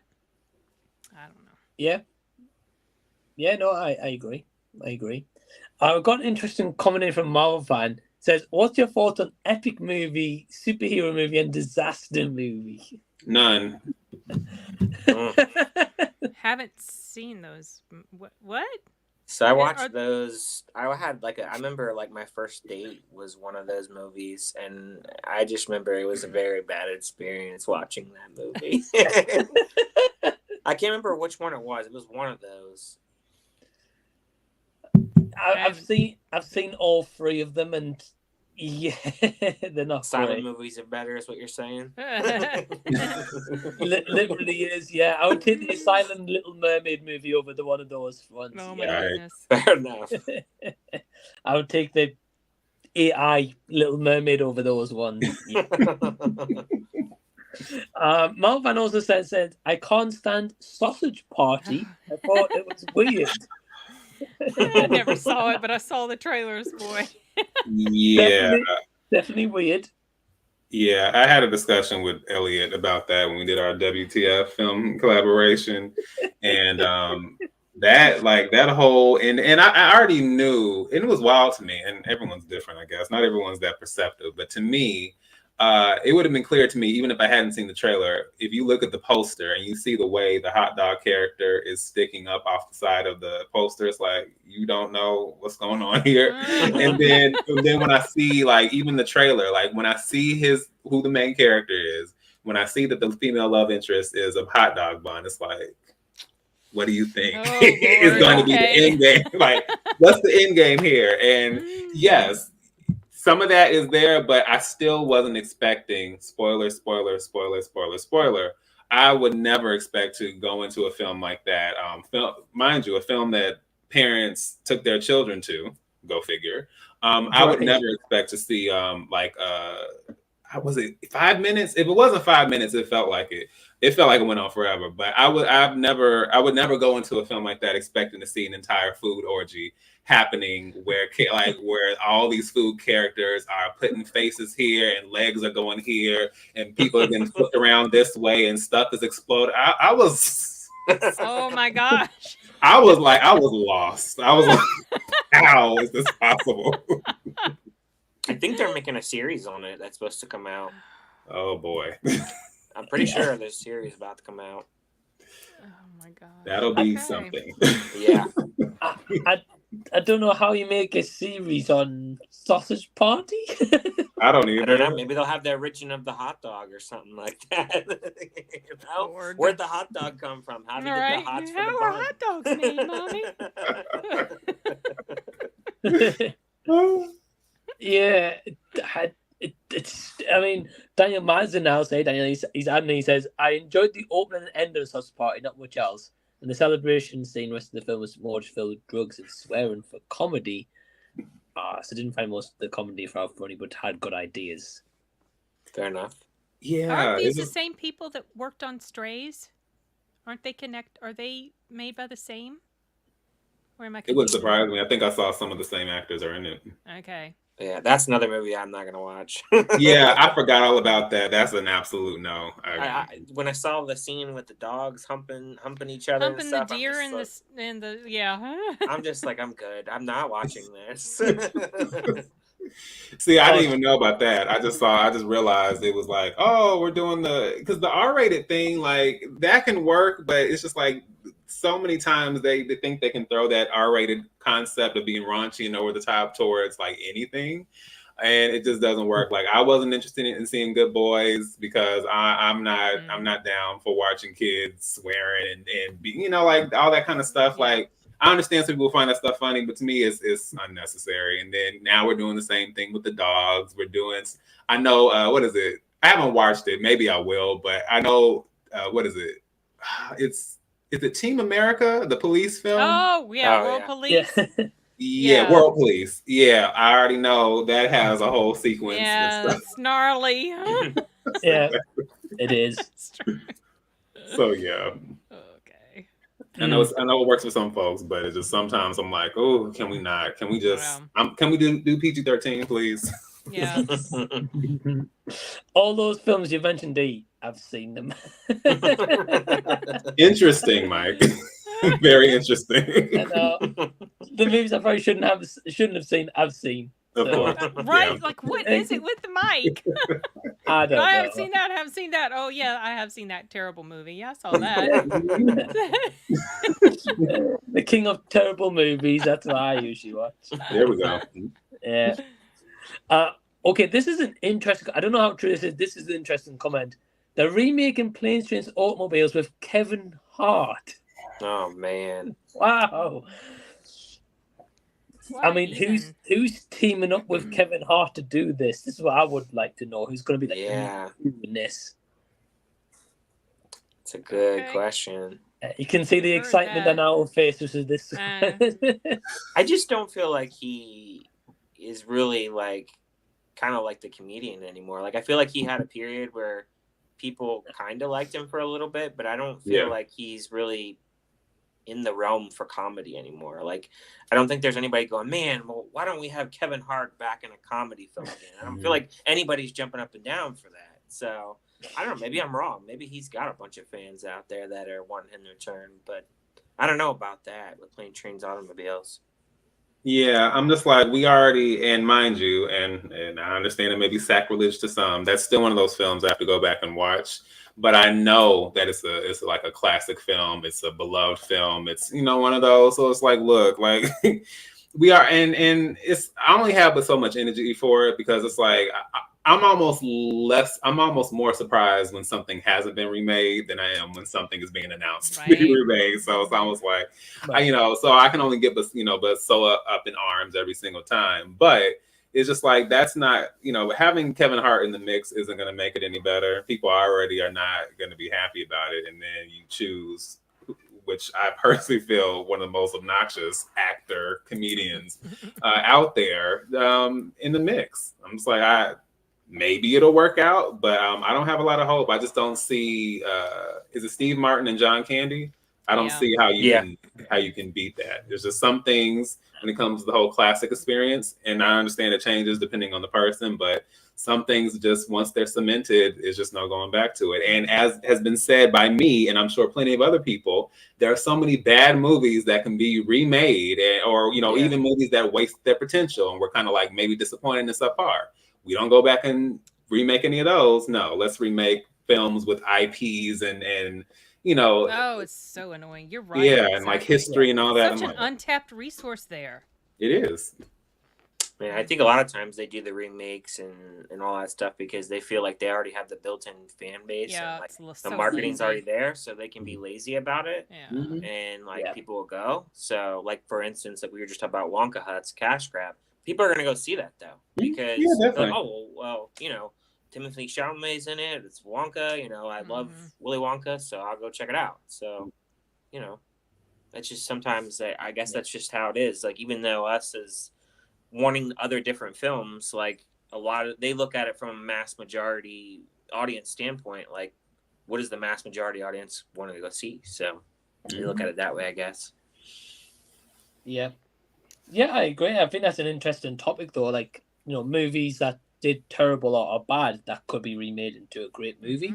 Can you give me a video idea there? But we'll wait on that. But there we go. Yeah, it's a great video idea. It's different, definitely different.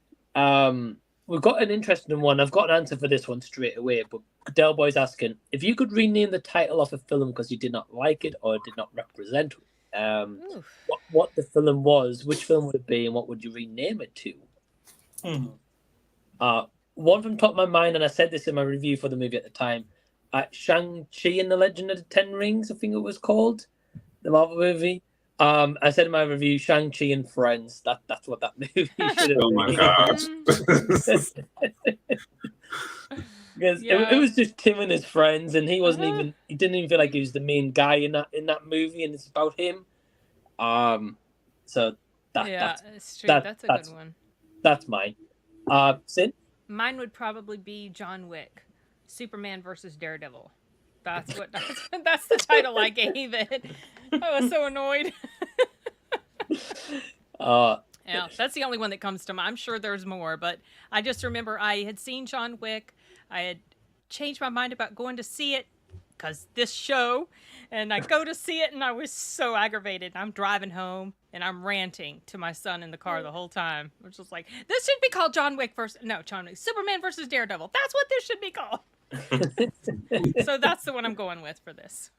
Yeah, and you drive home, that damn mic in his show. I was just more annoyed with myself that I can't, because I had decided I wasn't going to because I was already burned by 3. Then I saw 4, and then I was just like, and I just ranted and ranted and ranted about it the whole way home, my poor son. And Sin, you're going to be there day one to see John Wick 5? Absolutely not. I refuse. Get ballerina spinoff as well. So I don't know. Depends. I'm not sure. That's got Ana de Armas, right? Yep. I'm seeing her a little bit too much now. I knew her before she jumped the pond, and I'm just like, okay, she's everywhere now. So I don't know. We'll see. If it's going to turn into John Wick stuff, I'm just so tired of things like that, y'all. Yeah. So. Anyway. Yeah, I can get that. No, I can get that, and definitely Superman versus Daredevil makes a good. I mean, come on. All right, I'm gonna shut up about it. Ryan? I honestly can't think of one off the top of my head. I'm being honest. I can't think of one at the moment. So I'm gonna pass on this. Snores and all, I guess. Snores and all. Yeah. See, there you go. You did have one. Yeah. That one. Oh man, I just remembering that experience. I'm never gonna forget it. So. Same here. D. Quantum of Solace. It's just such a bizarre title, and it's just like you have Casino Royale and then Quantum of Solace, then you have Skyfall and you have Spectre, and then No Time to Die, and it's just Quantum of Solace is just so but like it's just like weird. It does not roll off the tongue at all. It's just like, what is quantum? What is solace? Why is the quantum emanating from the solace? How does that work? I don't know why that bugs me so much. And then there's another film called Riding in Cars with Boys. The film has nothing to do. I mean, it's a bizarre title. That's all I'm going to say. It's a film with Drew Barrymore, and it's kind of her experience as this teenager encountering some not so great things, growing up and kind of having a hard knock life. But just the title, I don't know what anyone would think going into that film. And I know there are plenty of other examples too, but that's just one where I'm just like, why did you guys title it that? Same thing with Quantum of Solace. I just don't get it. What would you rename them? And I'm just waiting for D's voice to catch up with his video. Oh, he's off on. There we go. Here, I think he's back now. What would you rename those two? Oh, oh gosh, that's the hardest Okay, I'm part. sorry, I put you on the spot. Oh, I think, okay, I know this. I know with Quantum of Solace, there was like this heat theme throughout. So if I could think of some kind of fancy word, because I love synonyms. If I could think of some fancy word for like flamethrower or flames or okay, well, see, I would say something like Diablo, but it's not going to work because there's already a video game series about the Diablo. Yeah, so something with some kind of fancy word for flame or like flamethrower, because there's an intense there's an intense kind of reliance on the desert and flames and it like this whole heat vibe. So something with that. And then riding in cars with boys, I don't know, high school dropout. Like I don't know what to call it because it's just like, yeah, that's the only thing I could think of. I'm good at titles, but I'm not good with on the spot titles. So I'm sure I sound like a hack, but that's okay. No, well, those are mainly examples, and a great question as well, though, Del Boy. Definitely an interesting one. Yes. We've got Gary Northey saying evening, everyone. So hey, Gary. Hey. Hope you're doing well. He says Sound of Freedom will make lots of money once it gets a worldwide release. I did not realize it had been released worldwide. Is it going to? I know it's going to Mexico, but I don't know if it's traveling to other countries. It's in 3,000 theaters right now, so that's a pretty wide release. It has expanded its distribution here, and it's going to Mexico in August, but that's the only thing I know about outside the U.S. Maybe that'll change the more word of mouth, and there's a lot of people in my comments section that are still commenting on that review I did a couple weeks ago that are from different countries, and they're saying they're asking when it will be coming, or they don't know if it's even going to be coming. So they don't know when or if they'll be able to see it even on streaming. So, interesting. Yeah. Yeah. Well, firstly, congrats on that video as well because it blew up. Oh my gosh, I wasn't expecting that, y'all. Good Lord. I mean, I'm happy about it, but holy cow, I'm so behind on responding to comments on that one. But, couldn't happen to a better person, I think. Oh, you are too sweet, D.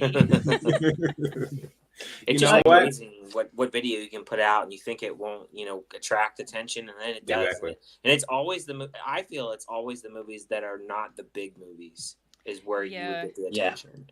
Yeah. It's always the smaller movies, I feel like. Yeah.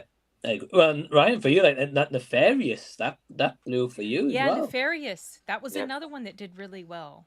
Yep. Yeah. Wow. I was gonna say, it suddenly came to me, Infernum. That's what I would call that second film. There you go. Because Infernum means like of hell, of underground and lower regions, and that totally kind of describes the vibe. Yeah, heat and all that. Infernum. Yep, I think that's great. Yep. Much better title. I agree. Yeah. Got some intrigue and mystery of it as well. Uh-huh. Yeah, and then it keeps with that theme of, Skyfall, Spectre, like just kind of that simple, straightforward aspect of it. Yeah. Yeah. Mm-hmm. They're missing out not hiring you in Hollywood, my friend. If only. I know. We've got Delboy saying, great stuff, guys. You will all be in my blog at the weekend. You all do great stuff in your channels. Remember to put director and producer on your CVs. There we go. Well, thank you, Delboy. I appreciate that a lot. Bad Lieutenant asks a question. 3 films you hope that will never be remade, rebooted, or reimagined. Back to the Future is one of them. Thank you. Thank you, Ryan. Never. Do they need to remake that? Nope. They do not need to remake that. So that's definitely one for me. Then, have you guys got any I have multiple ones that jumped out at me. Obviously, right off the bat, the Terminator. Don't go doing that. Mm-hmm. And then I was thinking of other things like Black Stallion, A Sound of Music. there were others too that came to me. Of course, Secret of Nim. Yeah. So yeah, there's just so many great ones. Just do not touch them, but you know they will at some point. Yeah, I was gonna say, really, technically, any Hayao Miyazaki film, do not live action remake anything. Do not touch that man's property. Like, go away, leave it all alone. So, really, any of those three, I could definitely just, I would be fine if no one ever touches that stuff. And I only say that because with DreamWorks deciding that they need to do live action remakes of How to Train Your Dragon, and I'm assuming all this other stuff, I'm just like, please, like, I don't want this to become like have a domino effect, and sometimes that happens. So I would also, the Lord of the Rings. I'm assuming that won't. I hope that won't happen. Don't say that. Since you say that, it's going to happen. That's why I was like, exactly. That's why I was like, oh Lord. Like, as I'm saying it, I feel like I'm putting it out into the atmosphere. Do you have wood you can knock on somewhere? Right. Here we go. Yes. But yeah, I feel like the Lord of the Rings, and I understand it's long and there's a whole lot going on. It's not for everyone, but I think there are some films that even if it's not for you, you can't deny like the impact of it and how they like the work that was put into it, how it was made, and all that. And I just feel like Lord of the Rings, that like they like Peter Jackson, the cast crew, like they put too much into all three of those films and the extended versions and all that. Like there's no point. Like that's definitive. Like leave it alone and just move on, go on your merry way. And I would say something like maybe Sleepy Hollow or Clue. I say Sleepy Hollow because there's something so specific about Tim Burton's vision of that tale and how he did his whole spin on the original story and just how he expanded the mythology and just, I don't know, like the gore and the supernatural, like all that were just like the perfect combination of elements that I just don't think it can be touched. Maybe they can, if they want to, I don't know. I can't even think of something else they could do with the Headless Horseman because it's like, I so firmly attach it with that film or the Disney film or the original story. So I don't think they need to do anything with that. And then with Clue, I feel like Clue was such, even though it didn't get the love it deserved initially, I feel like the way that they set that film up to have the specific endings and they changed every single time we went to the film. Now, if they could find some way to like reincorporate something like that, that would be cool. But I almost feel like there's no way to I don't know. To me, the humor that's in Clue and the fact that it's like a board game adaptation, I just don't see where anyone would put that kind of talent and creativity and kind of ingenuity into a film like that if they were to do Clue or even like another version of it or something where it's a board game adaptation. Fair enough. Yeah, that's fair enough, D. And yeah, you make a point. I think it's like, especially like those ones that beloved, so to say, like you just can't get them right when you redo them a lot of the time, or remake or reimagining. Yeah. Ryan, Lost do you have... Boys is another one. That's one I was gonna say. And I can totally see them trying to. Yeah, I know. Yeah. I'd be open to see a remake of that, but that might just be me. But I think I don't know if Ryan is the same in this though, because I only watched it for the first time. I think it was last year. The Lost Boys. And I think, I thought it was okay. Dude. I wasn't the biggest fan of it. I know. Oh my goodness gracious!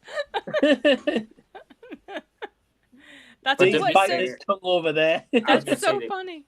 To be fair, like I'm kind of selective on vampire movies anyway. Like it depends what it is. Like I didn't really like Renfield at all, so and other people did. I still have to see Renfield. I totally missed it. Yeah, it wasn't in theaters very long. No, I feel like it came and went. I blinked my eyes, and all of a sudden, I couldn't see it in the theater anymore. Yeah, it's a lot of. That's another thing too with movies too now. Since like they have so many movies coming out each week, like if it's a smaller movie like that, you better watch it within 2 to 3 weeks. If you don't, they're already putting it on streaming, or right. I think Fast X that came out in May, and they had that out within 3 weeks on digital. So it spoils people to not want to go. You know what I mean? They're like, oh, we'll just wait till digital. You know what I mean? Right. Yeah. Like they make it too easy. Yeah. Yeah, and I also didn't understand. I don't know who was behind that decision. I understand in theory, it's like, oh, this is cool. But I'm like, I don't know who thought during 2020, I believe it was during 2020, or at least starting in 2020. I don't know who thought it was a good idea to release films in the theater and on streaming at the same exact time. And I was just like, why would you not at least have some kind of like a week or 2 week window at least? It was just like, do you guys care about making your money back on this? Clearly you don't. It made no sense to me. Yeah, it was a terrible model. It was terrible. Yeah, it still is. I mean, we were talking about this earlier in the stream, that it just gets straight to streaming now, loses sales on physical media as well, cinema tickets, and people don't bother to go. Yeah, agree. Ryan, do you have any movies here? I would say Back to the Future. I said I don't think they should touch Titanic again. I think that should stay how it is. Trying to think of a third movie if I can think of something. I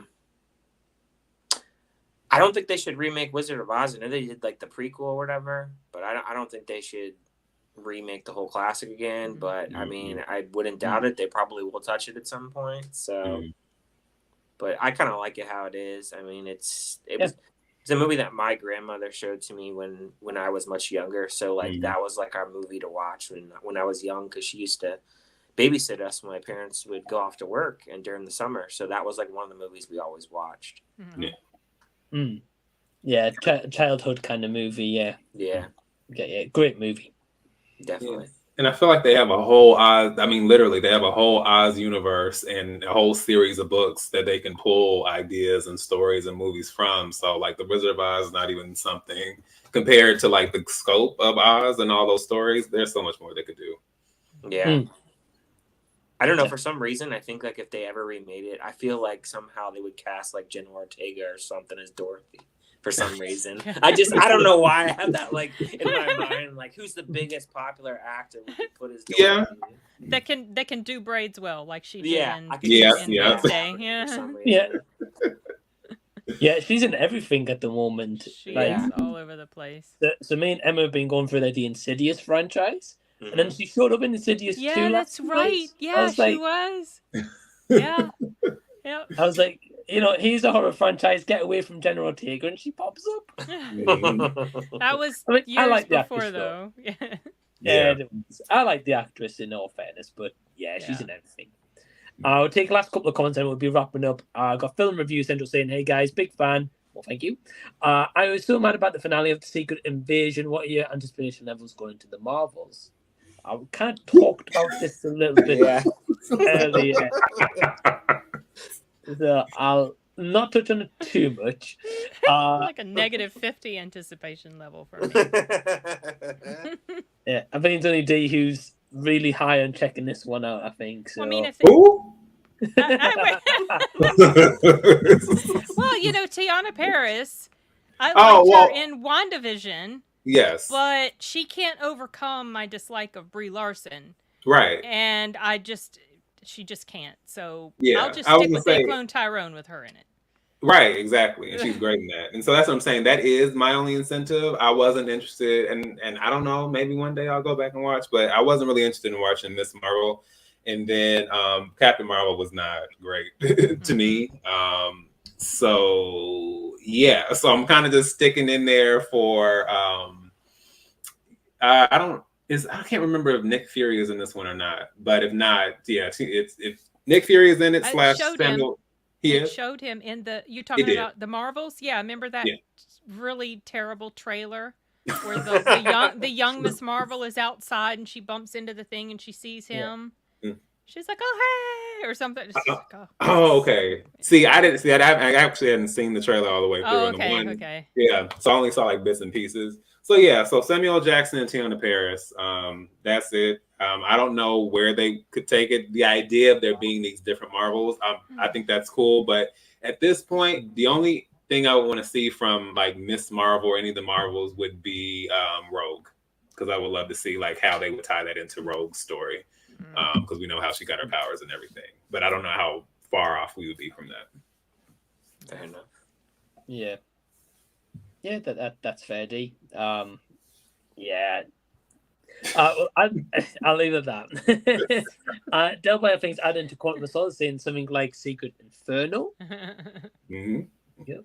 But then also adds good one, I think, Blaster or Molecule Man for me. One alters atoms and the other is Cosmic. I think Sabretooth works on a personal basis for Wolverine. Okay. You know what question that was?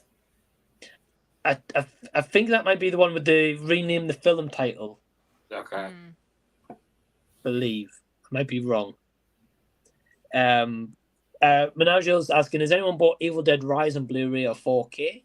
Yep, I have it on 4K. I bought it. Dang.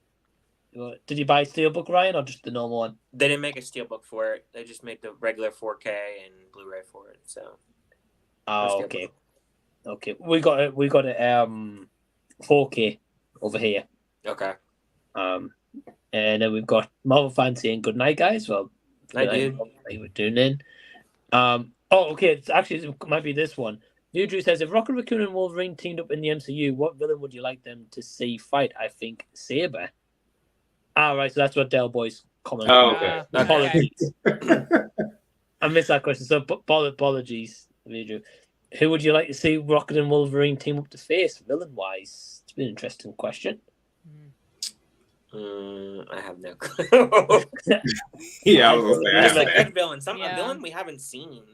I'm always for, like, in a superhero movie, I'm always for a villain we haven't seen. Build him up, you know? Right. So that's my answer. I agree. Someone new, something different. Yeah.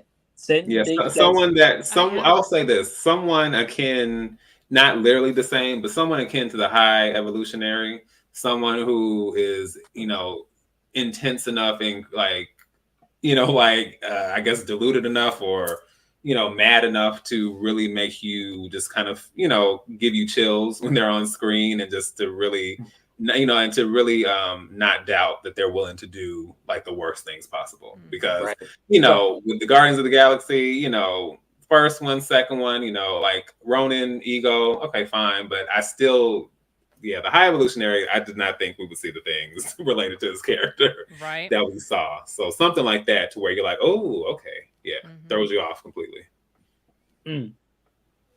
Yeah. I'm blanking. I can't think of one that popped in my brain, but he's a DC villain. So, and he's not doesn't even have any superpowers, I don't think. So I don't know. Different team up though. Sin, Marvel and DC, I guess. True. Glad, but sometimes they cross over. Yeah, there we go. I think they have in the comics, to be honest. Yes, at some point. they have, I believe. Yeah. Josh saying, thanks for having me on, Mike. It was fun. Yeah, well, pleasure, man. Thank you for joining. And the last comment we're going to take is from Josh again. Said, saw your review for Talk to Me, Sin.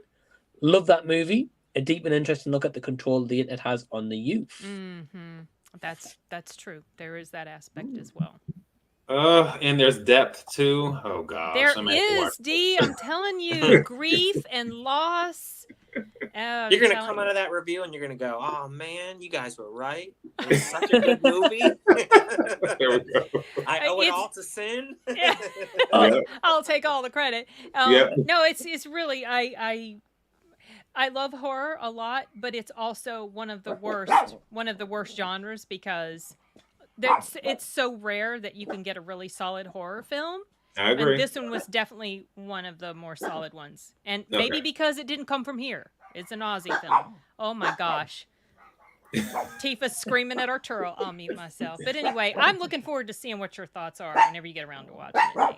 Yeah, I was gonna say I do think, and I'm not trying to knock American horror, but I've said it plenty of times that just foreign horror hits different, whether it's Australian, whether it's British, whether it's Japanese, Finnish, Hatching. That was one of my favorites from last year. Wow.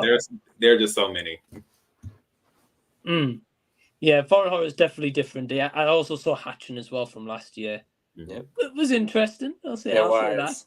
Whatever, Mike. It wasn't terrible. It wasn't. It wasn't terrible at all. Nah. Whatever, Mike. Wow.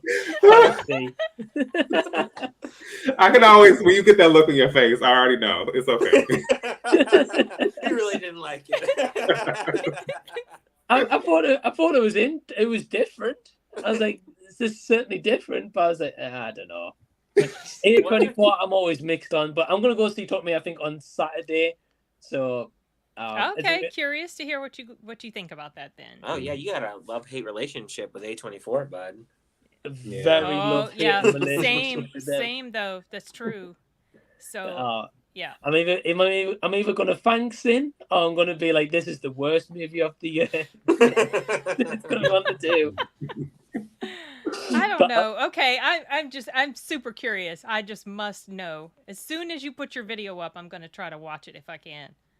Awesome. Well, I'll message you as soon as I've seen it. Yes, please do. Please do, because sometimes, I'm not always on YouTube when certain things pop up at certain times. I just really, it just can't be me. I know there are other people, too, that really have enjoyed it, and I did not expect to think that it was or I did not expect to come away from it appreciating it to the level that I did. I really did not expect that, so I was very happy when that happened. Well, if you enjoyed it, and I've heard good things from Josh as well. I've got some hopes that I'm going to enjoy it. Josh adding in A24 or King. He loves A24. He does. Yeah, I'll say when they hit, it's like a home run. When they don't, I walk out of the theater irritated.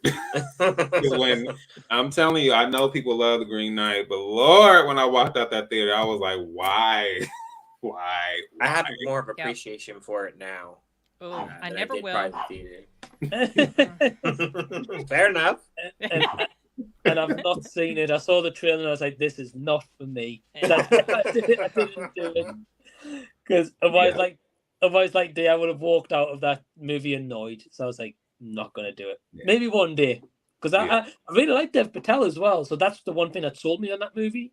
But it's got a really nice steelbook. That's the only thing as well. But it has a really, I think I like the soundtrack of it, to be honest with you. I think the soundtrack's really good. Green Knight is one of my favorites of that year. I figured I kind of saw it coming. I understand. I think I think one thing I definitely say about A24 is that conceptually, I always love their ideas because I at least appreciate that they are doing something. We just talked about remakes and all this stuff that's not original. So I will give them kudos for that always. And I just think it's one of those things where things hit differently. I love Ex Machina. That one was kind of my introduction to A24. And there was it was very thought provoking, and there were a lot of ideas about, because we've seen films about AI and robots and sentient life and all that kind of stuff, but just the twists and turns and just some of the stuff that was in that film, it just took some directions I wasn't expecting, and then with some of A24's or like Marcel the Shell with Shoes On, that's an animated film, but it just had a different kind of poignant, deeper emotional layer. No, he froze. Oh dear, he was on a roll too. Shoot. There he goes. He's back. Okay, sorry, D. Repeat yourself. It had sorry, deep emotional, and then something about deep emotional, and then you just froze. Okay. Marcel the Shell. Oh, like with Marcel the Shell with Shoes On, it's like a children's, technically, it's like an animated film, but it has all these deep emotional layers to it. I'm tearing up while I'm watching it, and so it just kind of depends. You never know what you'll get from, from film to film. But like I said, their concepts and just their ideas are great. And Past Lives is the most recent one I've seen. I really love Past Lives, and it's one of those where, there we go. But like stuff like Past Lives and even After Sun. I do like films that kind of deal with, how do I say it? Just kind of like reality and how people relate to each other and just the human aspect of life and things like that. And with Past Life, they're just things that can sometimes resonate with me in a deeper way. And with After Sun and Past Lives, I definitely saw some elements of life that I saw myself in. So I also appreciate that there's an introspective nature to some of their films that I can click with. Can't say that all of them, but yeah, there have been some that have definitely hit me in a certain place, and those two definitely are two of them. Yeah, I was gonna say. Remember is one as well for me. Yeah, you always say that. And I gotta remember. I do, because that one really hit close to home, just because of the main character and how what he was battling, Alzheimer's, which some members of my family have had that. Right. And then there's this thing that happens at the end that just throws your thought process in a totally different direction. And yeah, it was. I just have never forgot it. I did a review for it on one of my other, like my publishing pseudonym channel. I've thought about taking it and repurposing it and putting it up on Sin's Corner maybe one day. Sorry, Ryan, I interrupted you. You were saying no. something. All I was gonna say is I feel like they have a very good balance of different kinds of movies, because on one end they're known for like some of their horror movies, and then like we were just saying, like even if you don't like a movie by them, like for instance, I know you got Mike, you haven't seen Green Knight. There's a lot of they always do, like the tone is always there. They find a way to do like really good cinematography all the time. Oh, I definitely. feel like soundtracks are usually pretty good. Production top notch. Yeah, like, absolutely. all that stuff is there, and then I feel like they make movies like I haven't seen Past Lives yet, but like they make like really good, like very stuff you can relate to, and like human interaction and human life. And I think like those are the films that really make you think just about life in general, and just like things that you may have experienced, or maybe like a friend's experienced or something. And I think when they can do those films, like they hit. Like there are certain films that they've done that have hit for me, and like you get a little bit in the emotional feels. So I appreciate those films, I think, even more sometimes. For me, they rarely miss. I mean, recently I did watch a movie by them that I recently reviewed, Showing Up, that was just super bland for them. But that one, yeah. It was super bland. I don't know, like there was barely any marketing for that one or anything, and they kind of just dropped it randomly in the theaters. And you know, I could never see it. That's another problem with them too. Like you don't know like what's going to come in your area and what's not. Definitely. You never. That's one thing that does bug me about them sometimes. Is like certain films like you can get in their area and like they're bigger, but then there's other films like, you know, you hear about it and then like, you know, it's not in theaters. You know, you can't watch it. So that's a little bit that drives me crazy about them sometimes. But yeah. They're interesting company, that's for sure. Yeah, I appreciate that. And they're always doing something different. Yeah. True. Yeah. Sorry, do you go on? Oh no, I was going to say there's definitely a bigger conversation down the road to be had about distribution and how that works, and how like what films are accessible in certain areas and all that kind of stuff. Because I'm just like, listen, I feel like, and I, you know, as far as where I am, I'm not doing too bad as far as availability, but it's almost like if you're not in LA or New York, even the window for certain films, you know, is not great. Because there have been some where it's like, oh, it comes out on this date. And then I'm like, okay, so why can't I find it anywhere? And it's like, no, it's this date automatically. It's almost like, basically, if you're in New York or LA, then it's like, oh, this is because it's almost expected that there are going to be like these releases for these films that are more obscure or art house or things like that. Whereas other states and other places, like, good luck. I was going to say, you bring up a good point, because recently Oppenheimer, they did that 70 millimeter film thing or whatever. And like literally only, I think like 20 theaters in America could watch it. And it's like, why do you make a film like that and you don't make it accessible for people to, you know, get to experience that full effect if that's the intention you made to make it, you know? Right. So it drives me nuts. I don't understand that, but, you know, it is what it is, I guess. Yeah. Mike, did I crash again? Yeah, glitched out. You did. Yeah, I was going to say, like, I think has StreamYard been acting up with everybody? It seems like we've all had something going on. There's always something going on with StreamYard. Yeah, I heard what you said though about the 70 millimeter and it not being distributed everywhere. I heard that. Yeah, there's not even a theater. I think the closest theater is maybe 6 hours from me. I'm sorry, I'm not driving 6 hours for a movie. No. No. Nah, I wouldn't be either. But yeah, like even in the UK, obviously it's a bit different to you guys in America. But yeah, like a lot of our cinemas don't get certain movies as well, and just gets completely missed, which is a shame. Mm-hmm. But just very quickly, just to add a couple of content, we are going to literally wrap up. Josh is saying "Shut Up" was great. Love that it's about the Monday, but makes it quite interesting.